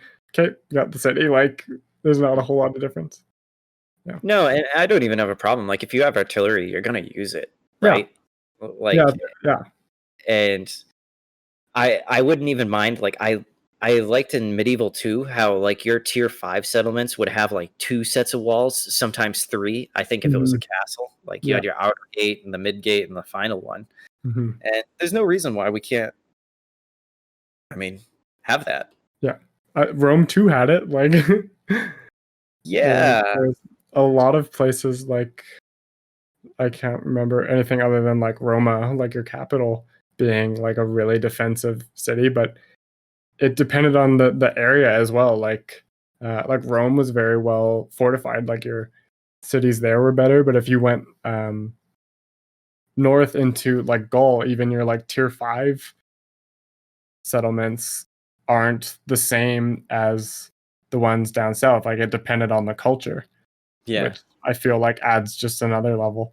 And like I don't need like the dragons like landing and taking out siege engines on the walls and like Minas Tirith shit. Like it doesn't need to be that much, but I feel like if they played out just a little bit more like this final battle, I would be significantly more content with it. Yeah, like there was different battles going on within the overall quest battle. Like there's the fight for the walls until I had to abandon them, and then I fell back, like to certain positions in the alleys that I wanted to hold, and then falling back even further to like the final courtyard and basically expending every last soldier's life that I had left, in that final fight. It's just, like you said, it doesn't need to be any Minas Tirith, but it should kind of inspire thoughts of that. You know what I mean? Yeah. Yeah. I hope it's a sign of what's to come with the next DLC and Game 3. Well, think about it, man. They added the fortresses not too long ago, that the Empire has. Yeah. And I really like those fights. Those are like Helm's Deep battles every time. It's great. I don't know. Is there anything else to say about this quest battle other than it's like really hard? Because it gets across the feeling of desperate last defense pretty well, honestly. Yeah, sorry, I totally sidetracked because I was like, this was really well done, and I like the actual like sieginess of it, and that got me thinking about like, hey, I hate sieges right now. But not the strong point of the game. They're getting better though. This is a sign of improvement, as well as those, the fortresses that they added in with was it the Golden Order becoming officially a faction? The Empire update. That's when they they're working on it, it seems like. Yeah, there isn't a whole lot more to say about like the actual battle itself, because not really about spoilers, but it's kind of hard to describe without being like, there's a shit ton of gobos and you have a 20 stack of what you better hope is dragons and sisters. Don't come to this fight unprepared. If you absolutely need to bring your best units to this fight, period. Nothing less will do. Don't throw in a noble that you just recruited maybe like 30 turns ago. No, it's got to be either Cavill or somebody else you've had forever, your mage that you've had forever, and it's still not going to be easy, like by any means. I definitely, it felt desperate for sure. I wish the battle took place at a different time of day. Maybe the lighting is not as maybe there's a mod I can bring in, because I want to try and take a good cover picture for it, but I want it to have a bit more mood to it. I want to see them like roll out of the mist into like the clearing. Yeah, man. Maybe there's something I can kind of fuck around with, and make it look better. Yeah. But not. I give this quest battle a 10 out of 10. It fit the theme as being a defender and a lot. I don't know. It was in keeping with Eltharion, the character, and it was a fitting final battle. That was, I beat it on my first time, but I lost a lot of units that I had for a long time. Yeah, it feels like a last stand. Mm-hmm. It was great. No complaints. Great. Let's see here. I do want to touch on the one negative thing about this DLC, which it's not even that negative. It's just I want to complain about it a little bit because it has to be said. The one of the selling points of this was that you have Athel Tamarha as a kind of this, this bat cave that you can upgrade, and there really is not much to it when you get down. Yeah. When I first when I was new to the campaign, I was like, oh, this is really cool. I'm starting to, I'd like to see what I can do with this, but it makes almost no difference. I was just leveling things. I was like, what haven't I leveled up to level 1 yet? Okay, I'll pick that. What haven't I leveled up to level 2 yet? Okay, I'll pick that. Yeah. I did the exact same thing. Because what essentially what you get out of them is Ladriel's blessings, which you use to upgrade your defense level of Tor Yvresse, which you don't get to customize or choose anything about it. You just get it, which ends up being the Sentinel spawn and the spell to give to missile infantry for reload skill and stuff like that. That's really what you get out of it, and the other thing you get is bonuses to either Mistwalker unit capacity or the Mistwalkers themselves. Yeah, and unlocking a second prison cell, basically. Yeah. Like I mentioned earlier, I just by the end of the game just used it as okay, no, you're not getting away from this, Lord. No, that's pretty cool, actually. Yeah.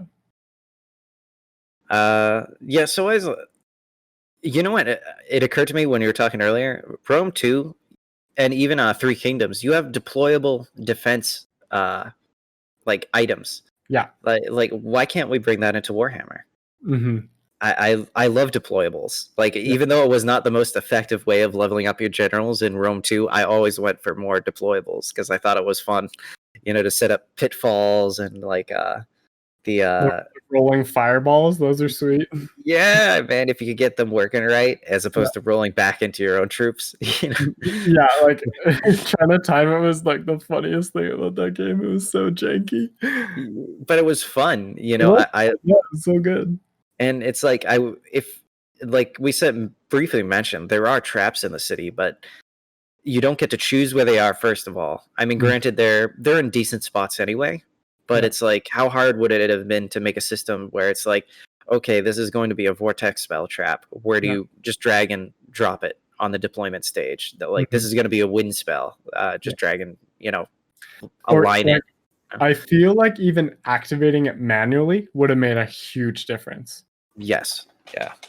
I mean, I felt like I was pretty overwhelmed, but being able to choose to use it manually, at least having that option would have been nice. Because I felt when they went off, I was oh great, it just went off on the half stack of gobos that I've already been whittling down. It's I really didn't need it to go off then.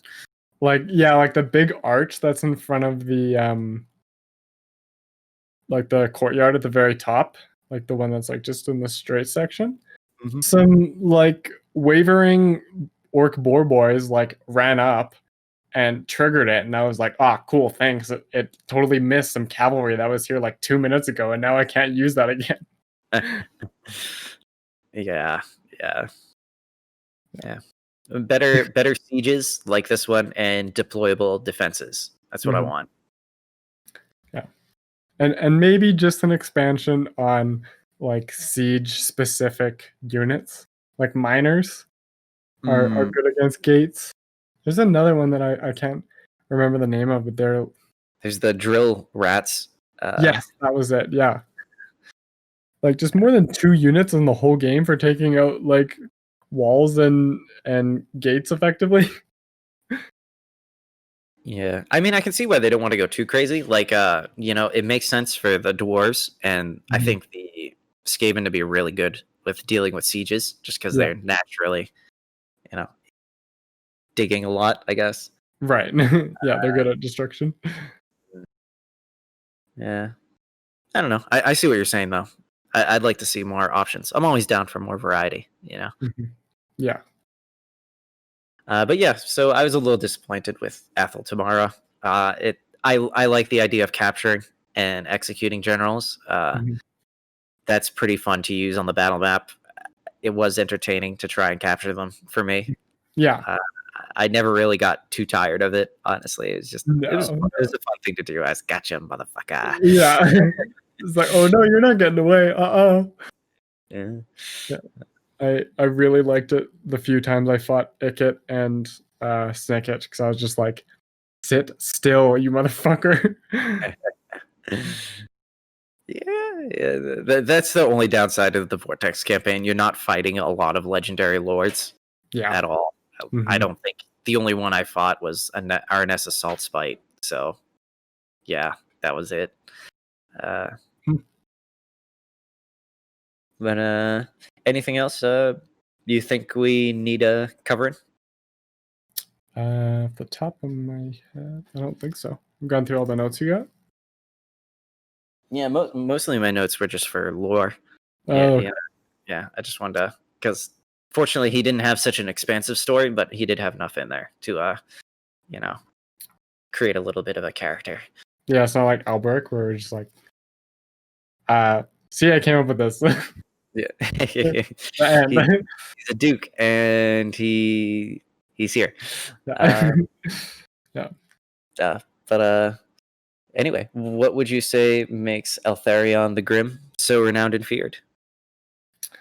Well, I think that's kind of a long answer, just because he's renowned already for, like we said, his really understated achievement of attacking and raiding Nagaron and getting away with his life, which, yeah, it boggles me that that's not like that's a side statement. Like, oh yeah, also he did that. Well, it's almost forgotten about. Like, I think that's part of where his anger stems from. Was like, yeah, he did something incredibly brave and incredibly successful, but guess what? Because he did that, he wasn't there to help defend, the city of Tor Yvresse with his father and brother. And I think that's part of where his anger comes from. Is like I think deep down he believes, he could have made the difference. Like maybe his brother wouldn't be dead, or his father wouldn't be dead if he had been there with his troops. Yeah. Instead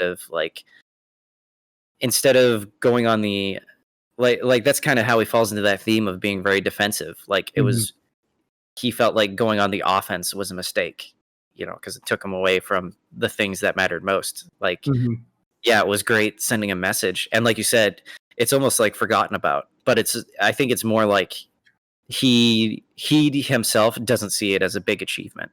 Like I think he thinks of that as a failure, honestly. Like, although it's not, but to him, I could see definitely how he could think that was like.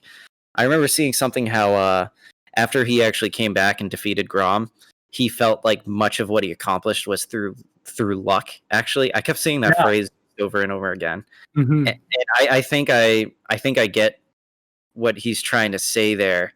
Was really he got back just in time, and really. Like, yeah, let the rest of the high elves worry about, the Druki and Nagaron, but maybe at some point he's like, I mean, it's obvious, like, the real problem is the greenskins. Like, they're the ones, that. Yeah, and even if they're not the actual, I mean, they are their reason, but even if they're not the actual big threat, he feels like they are because of what it cost him specifically. Yeah, and I mean, they wiped out his family and home. Like his home, so it makes sense for him to be utterly blinded by that to the point where it takes a literal greenskin himself to be like, yeah, we're all coming to fight you because you're the only one worth fighting around these days. Yeah. and it's just interesting to.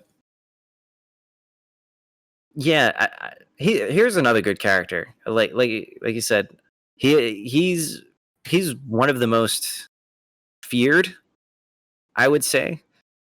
I mean, just because of how far he's willing to go, and the fact that he's willing to meet the enemy on his own on their own terms. Like when he fought against the Dark Elves, doing guerrilla tactics was not beneath him. When he fought against the greenskins, like basically genocide was not beneath him. Yeah. That was just par for the course. And there's a lot of reasons to, if he's your enemy, I would definitely be very terrified, of how far he's willing to go. I guess you'll find out next week. Yeah. I'm kind of excited to have the High Elves as the enemy, because I'm telling you, being Eltharion, like I said, it was not that hard of a campaign. No. The final battle, extremely difficult. But the campaign itself, if you don't mess up, like if you play the first, let's say, 25 turns efficiently, you're not going to have problems. Like that's the toughest part of Eltharion's Vortex campaign. Maybe fighting the Skaven later on, because it looked like Queek had taken over a lot of territories, and I'm like, ooh, this could be something, coming up. But but that's not where my fight was with Grom. Mm-hmm. Yeah, it's kind of, we're talking about it a little bit there, that it's a shame, and it's another thing with his voice actor and his voice lines, which I feel is one of the best, if not the best, in the game right now. No, absolutely. Just because he doesn't really say anything, but just by reading a little bit about him, or even just listening to his voice lines when you're moving him around, you really get a feel for his personality, and his shame, obviously, because he's always saying for Moranian, in Moranian's name, and there's a diplomacy line that he had sometimes when other factions would bring it up with you, and it was something like, "Are you here to help avenge my father? Otherwise, fuck off," essentially. Yeah. But I like that. It all kind of blends in, but you're absolutely right. The voice acting and the scripts were incredible. He delivers it. You get the sense that he takes everything very seriously. He's all 100% business. Yeah. Just like you said, just the line about him saying, I'll take the smallest room, here. It's all about efficiency and accomplishing the goal. Nothing else matters. And he reminds me of kind of the Spartan, ethos. He's all about, warfare, looking at it honestly. It was what's the greatest weakness of the High Elves, and it was because we don't fight like the Dark Elves. So he did that, and he had success with that. So I don't know, he's just an all-around exemplary warrior and a great leader of his people, because he is beloved. They know he's lost, and that he probably only cares about their Yvresse. That's it. That's all he cares about. Yeah, he's simultaneously very selfish, but selfless, and that in the end, it's really less about him and more about his people. Yeah, I mean, if you're one of his people, why wouldn't you want him to be in charge? Like you said, he is selfish, but at least he cares about you too. Yeah.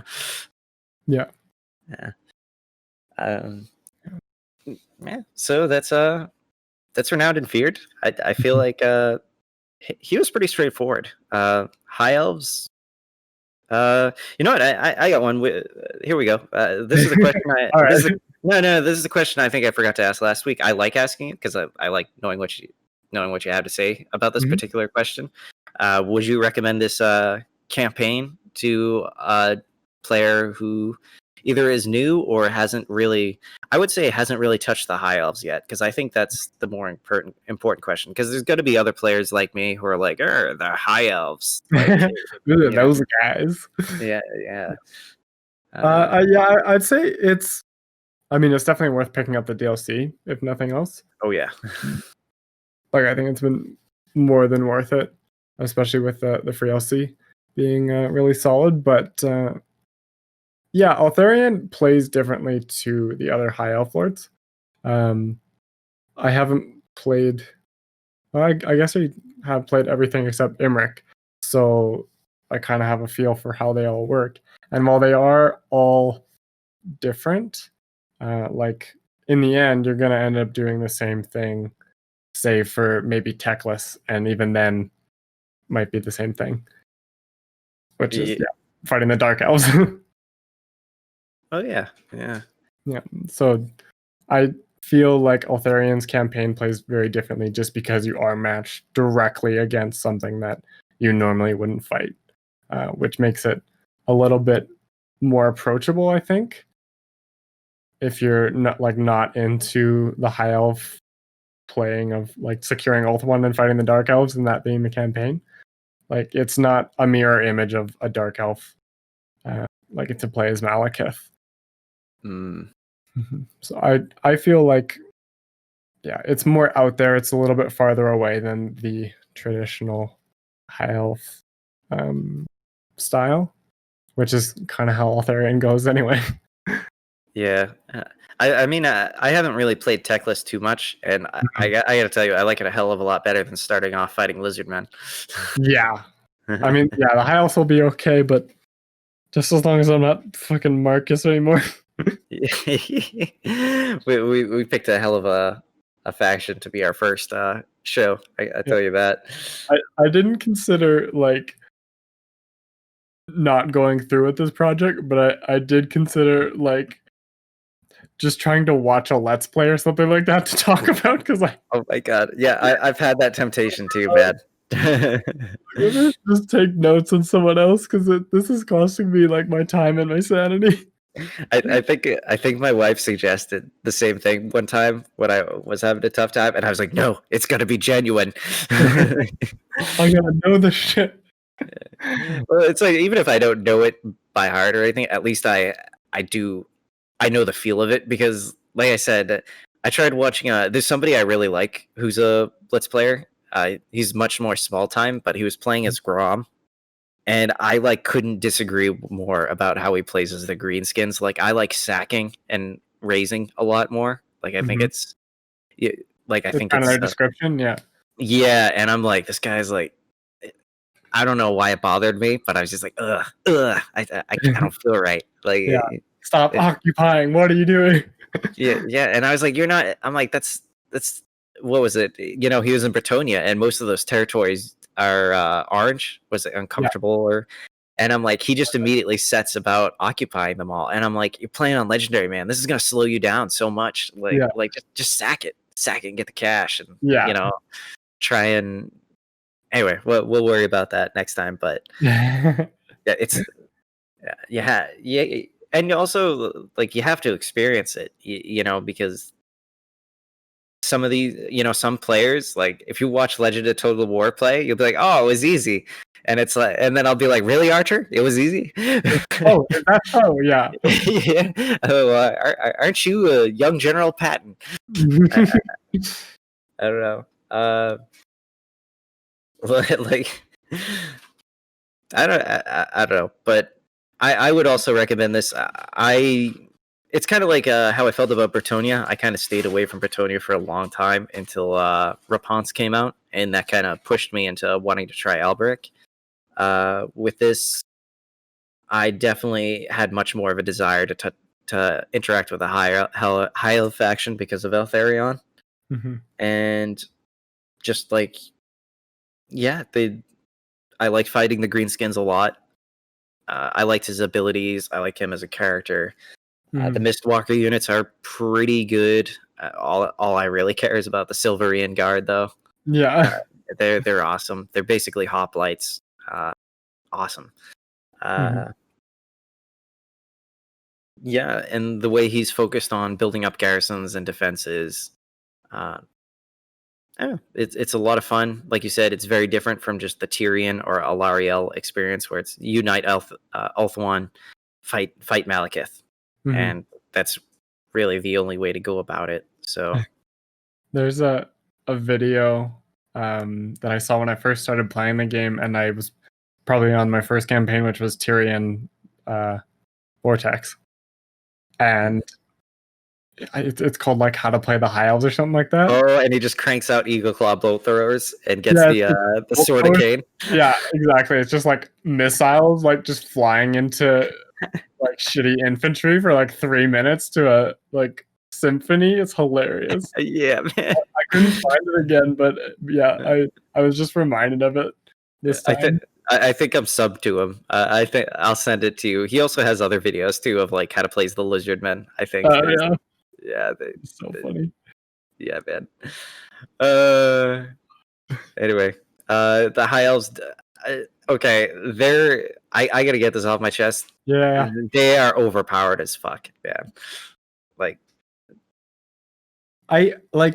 I know they're overpowered, but I can't be like, oh, they're over. Like, I can't advocate against them not be, is the thing. Like, I just think they're really good at what they do, and you kind of have to play around that depending on who you are. Like, they are a really good all around faction, and like playing against their AI, they will bring wildly different things. So even though I find their campaigns to be ridiculously easy, I'm not super afraid to go against them, like playing as someone else.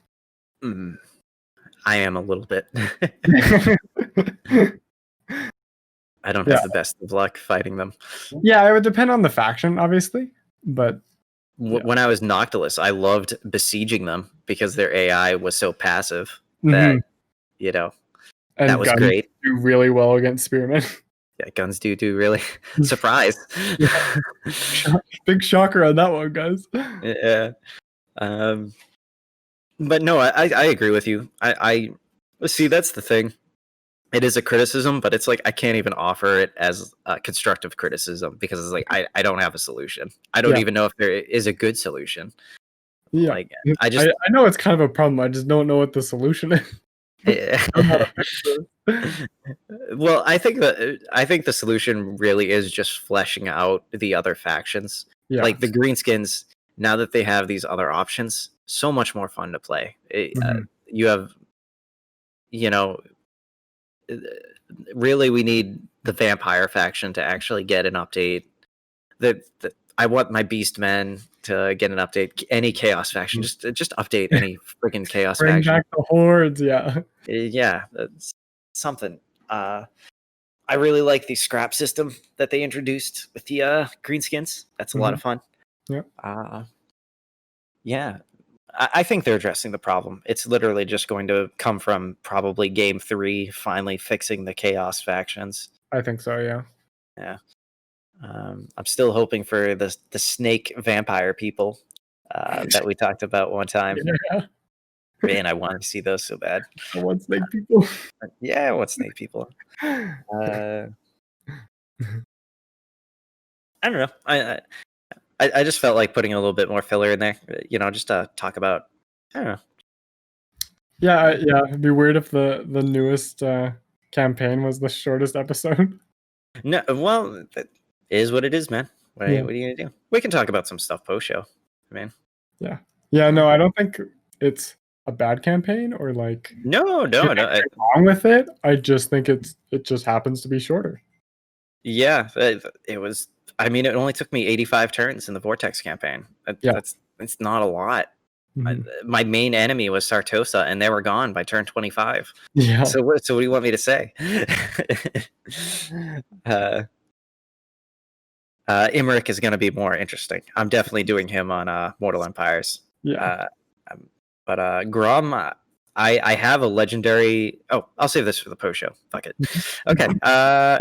Everybody, this has been Renowned and Feared. I'd like to thank you for coming by and listening again. If you're still here, please like and subscribe. It means a lot to us. And send us your comments about Grom the Paunch. We didn't get any yet. We're still not famous enough to get anybody. I mean, I did have a good interaction with with one of y'all. But next or 2 weeks from now, we'll do Grom the Paunch. So if you have any thoughts about his campaign, his character, lore, friggin' anything, just share your thoughts and we'll talk about it. And or Emmerich even. That's a month away now. But... Yeah, you get time. Emmerich's coming up too. And so Grom and Emmerich, and then we'll figure out what comes after that. But anyway, thanks for listening. I have no idea. It definitely feels shorter, but I think we're ready. I think that's it. All right. Listen if you want to hear the post show and just hear us bullshit, listen through the music, and we'll see you 2 weeks from now. Bum, ba-da-dum, bum. I'm just putting the music in my head. Anyway, that was the cut. Yeah, that's the cut. Do you mind if I like take a 10-minute break? I kind of want to just grab a beer, and I'll tell Craig to leave. And, yeah, fine. Get the fuck out of here.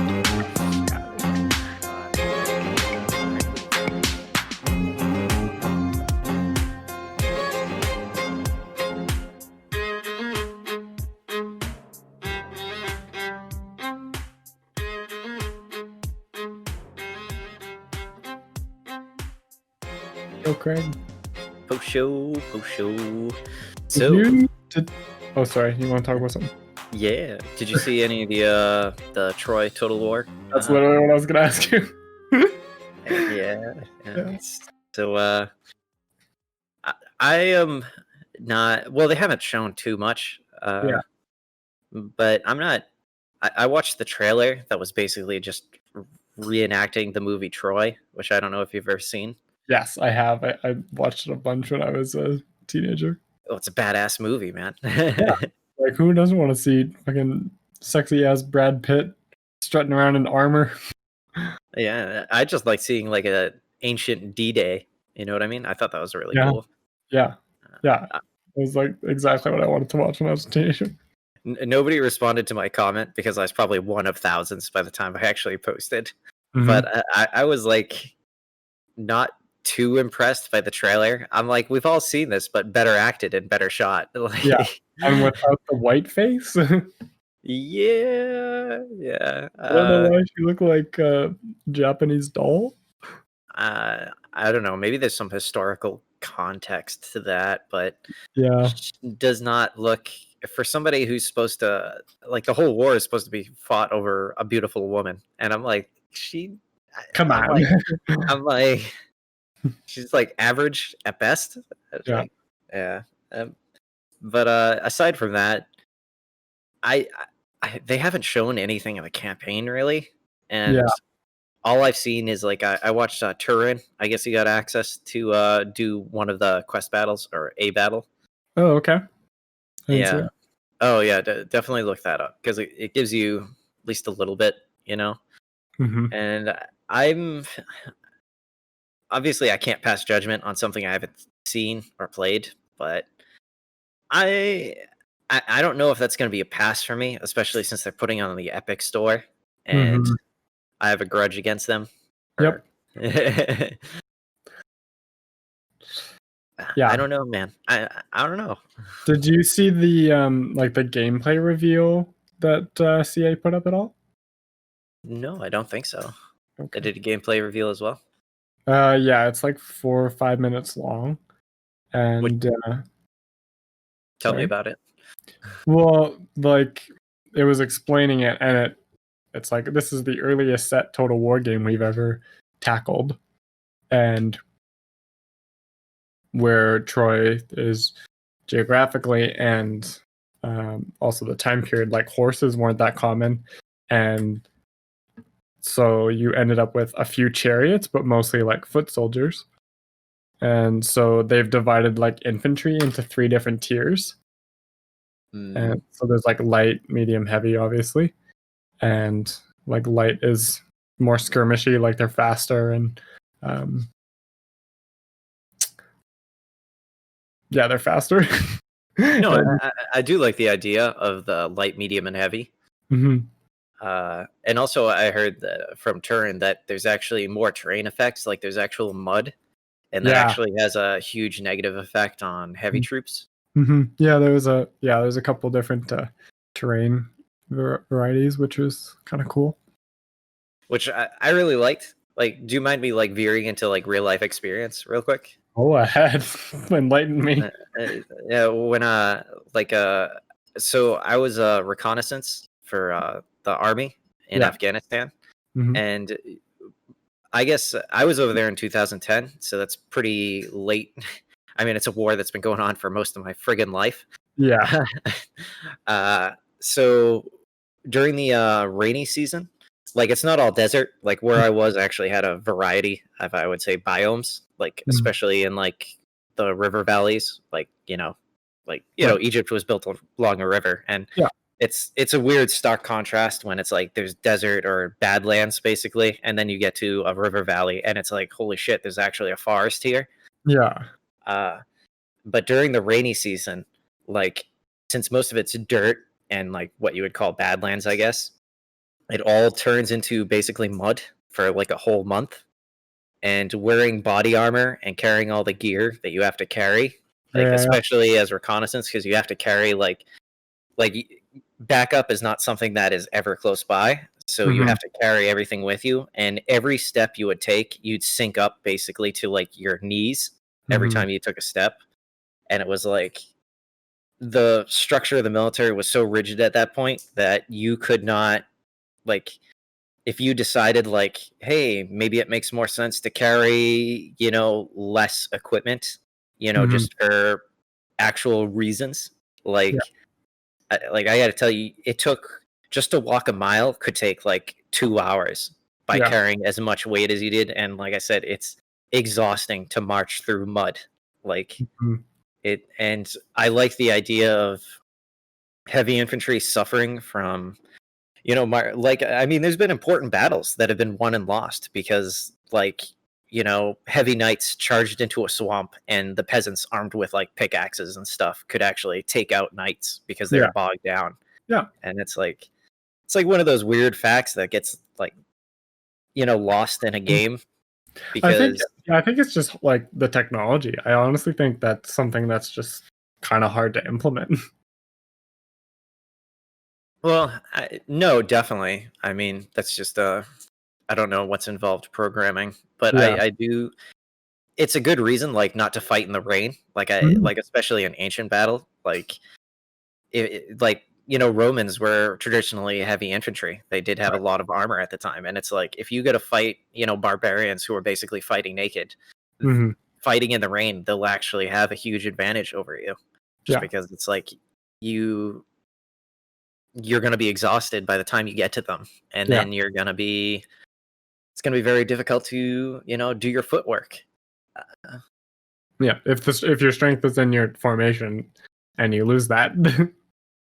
Maintaining formation is incredibly powerful. Like the phalanx was like revolutionary for the time period, and lasted basically up until the Romans broke it down into their system.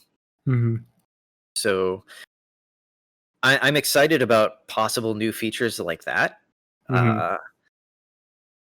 I'm just a little, like, they said they wanted to veer a little into mythology, and it doesn't look like they're doing a whole lot of that. Like I heard like from Turin, so it could change, but he's like, there's only like one Minotaur available to anybody, and if you get access to it, like that's it.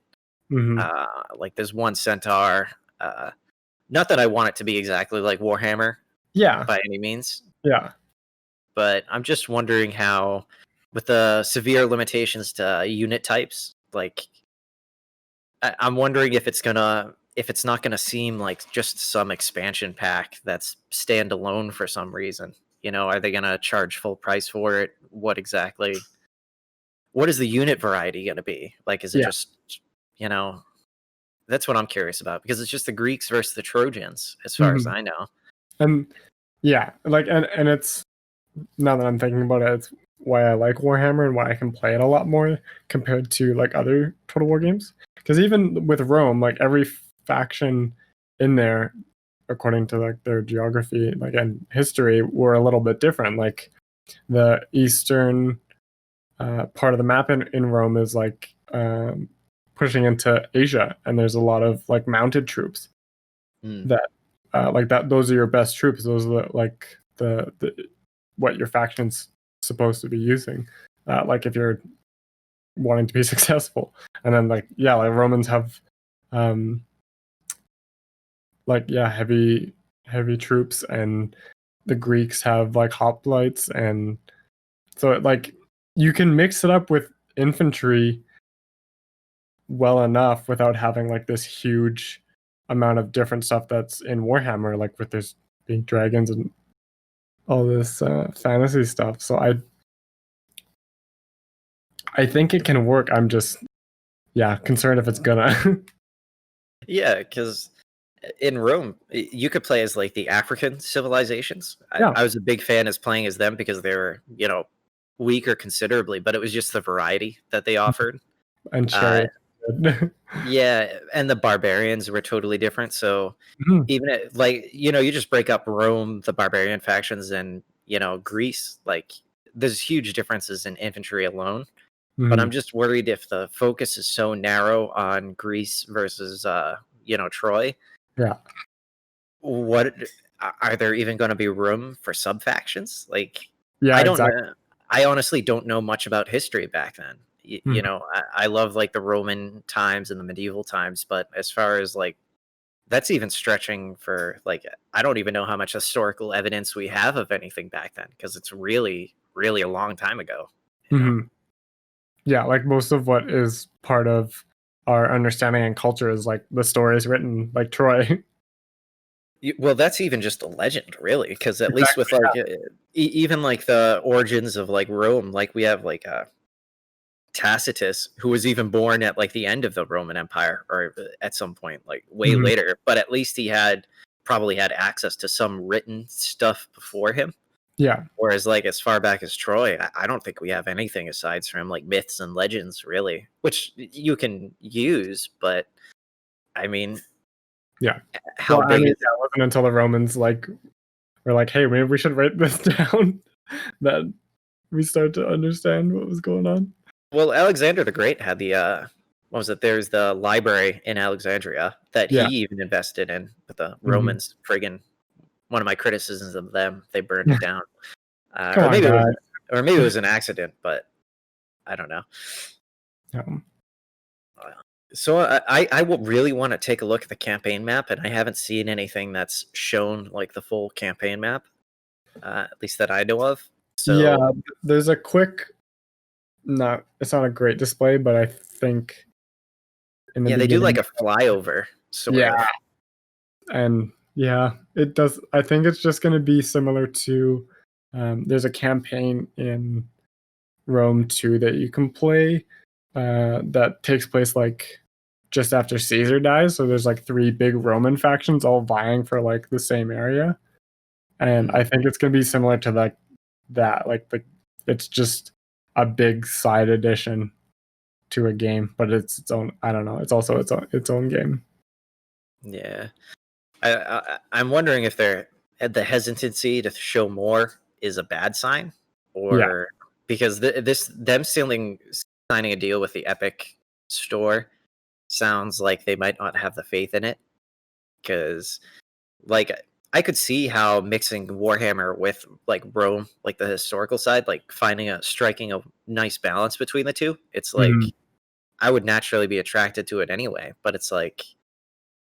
I haven't gotten on anything on the Epic store because I'm just I don't want to support it. Yeah, exactly. And them doing that, I know Epic has been famous for offering like money up front, like basically like we're gonna pay you for however so many thousands and thousands of units like ahead of time, so they make money regardless. So I'm worried if it's because they don't have faith in it, and I don't know.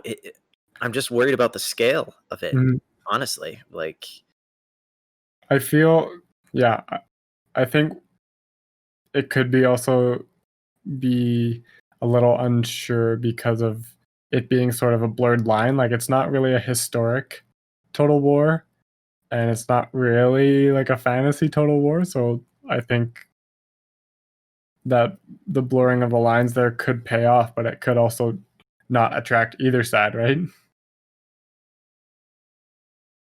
Yeah, I'm just I What's don't want to be I don't want to be too negative about it. I just got a bad feeling. Yeah. Maybe it's just maybe I'm inherently I'm actually a pretty optimistic person when it comes to life, but when it comes to like products, especially with how everything's been with video games probably for the past like several years, like I said before, like I mainly got the PC because my wife wanted to stream at the time, and also I wanted it too, you know, which is probably why I went for an expensive model. But like a big part of it was I was so fed up with the consoles. Like I felt like I was just being fed crap for years at a certain point. Like there are a few standouts, but I remember the days back in like the Xbox, PS2, and 360 era. There was like all these amazing games that came out pretty consistently. You know, like I felt like there's always a game I was saving for or wanted to play. And it's like the past couple of years, like all the franchises that I used to love, like have fallen on bad management. I guess I could say, you know, just like a Battlefield 5, man. Like talk about not listening to your fans or having any idea like what people like. Oh, we're gonna jump on the battle royale bandwagon about 3 years too late. That'll work. Like, thanks, guys. yeah.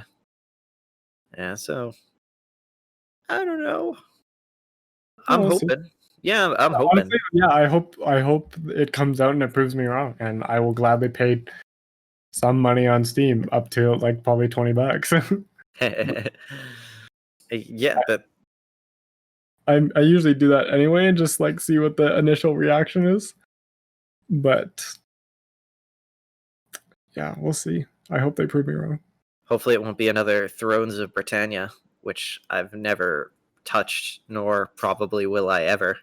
I think, yeah, but the thing about like Thrones of Britannia, even though it sucked, it did push some of the diplomacy, and I don't know. I feel like even though the game itself isn't good, it helps everything that's come since then be a little bit better.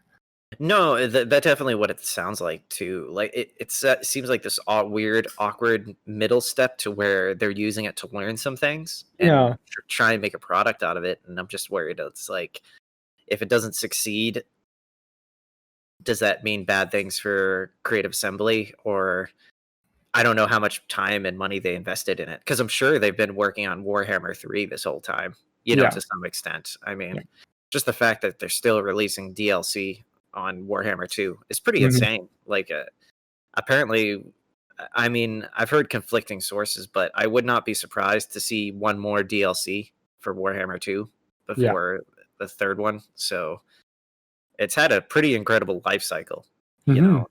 And most of these games that like oh my god, any game by EA that claims it's going to have like a 10-year life cycle at this point, I just like laugh my ass off. And I'm like, Warhammer 2 has actually come pretty close to achieve that. I mean, how long has Warhammer 2 been out? And it's still going. Almost 3 years, I think. Yeah, I mean, people still watch Legend play it. People still watch Turin play it, you know? It's... yeah, like there isn't very many games that I can say I've played or like that has been relevant for that long. Yeah, and I really only came into it, you know, like almost, you know, 9 months ago, 10 months ago. I don't know. And I'm sitting at, I reached 1,000 hours this week. Nice. Yeah, I'm at 1,005. Imagine if I just dedicated that time to learning the stock market. Yeah, but then you wouldn't have met me, so. Yeah, that's true. And I probably wouldn't have had as much fun. You know? No, and I'm looking for good entertainment.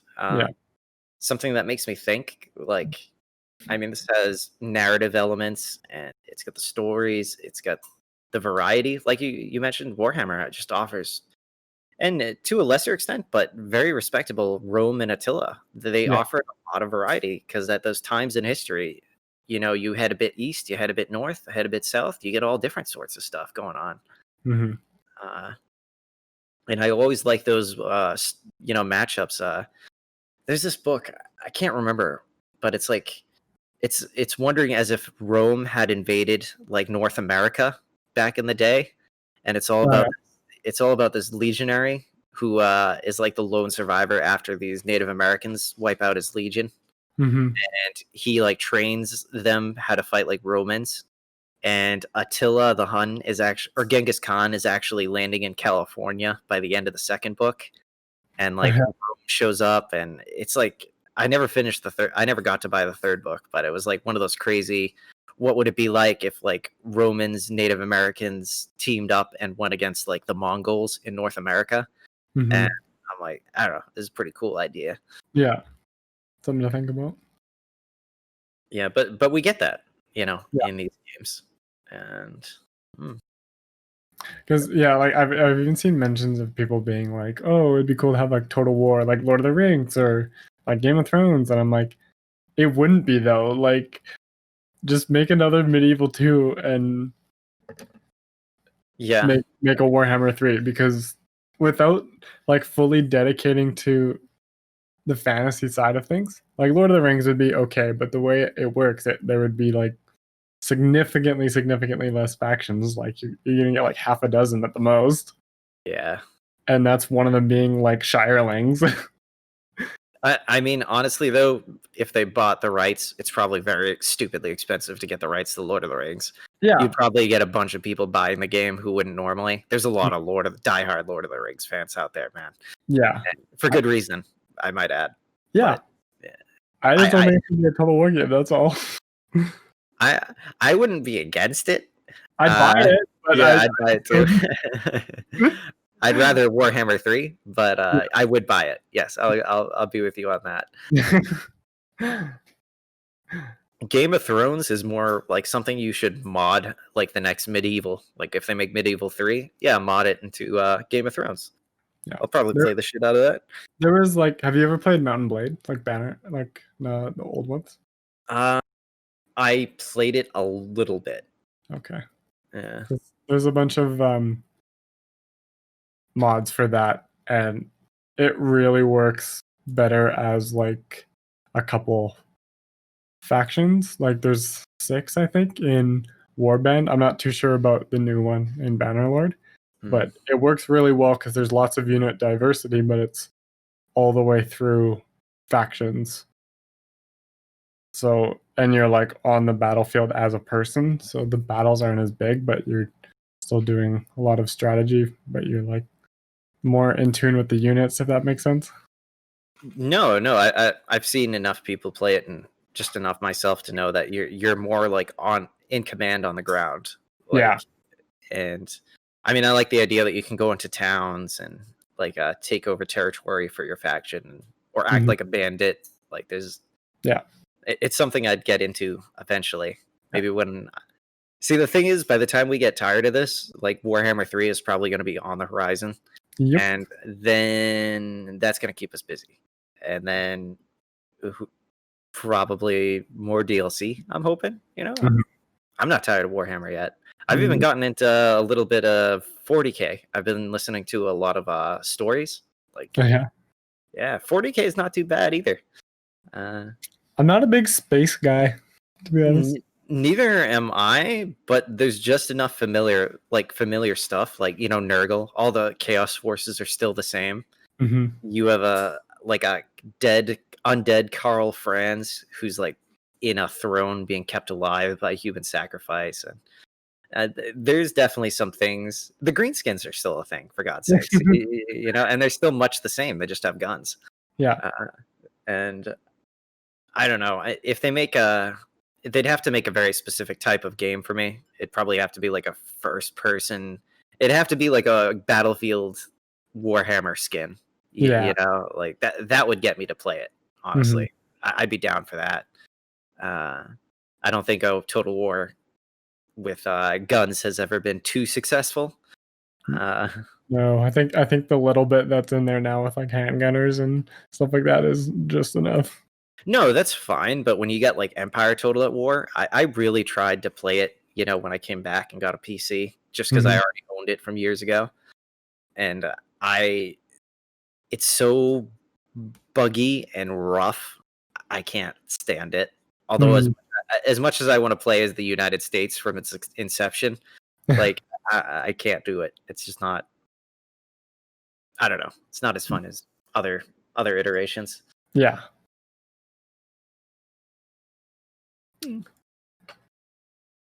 Anyway, I'm pretty excited to play as Grom. I've already started playing a little bit on the Mortal Empires. So yeah, I haven't. I started the Vortex like right away just to see where he started, and to kind of just like poke my head into things. But I've really saved myself. To be honest, I was looking into Eltharion like the whole time because I knew we were playing him first. So I was like watching lore videos, and obviously I started playing him like pretty much the day after.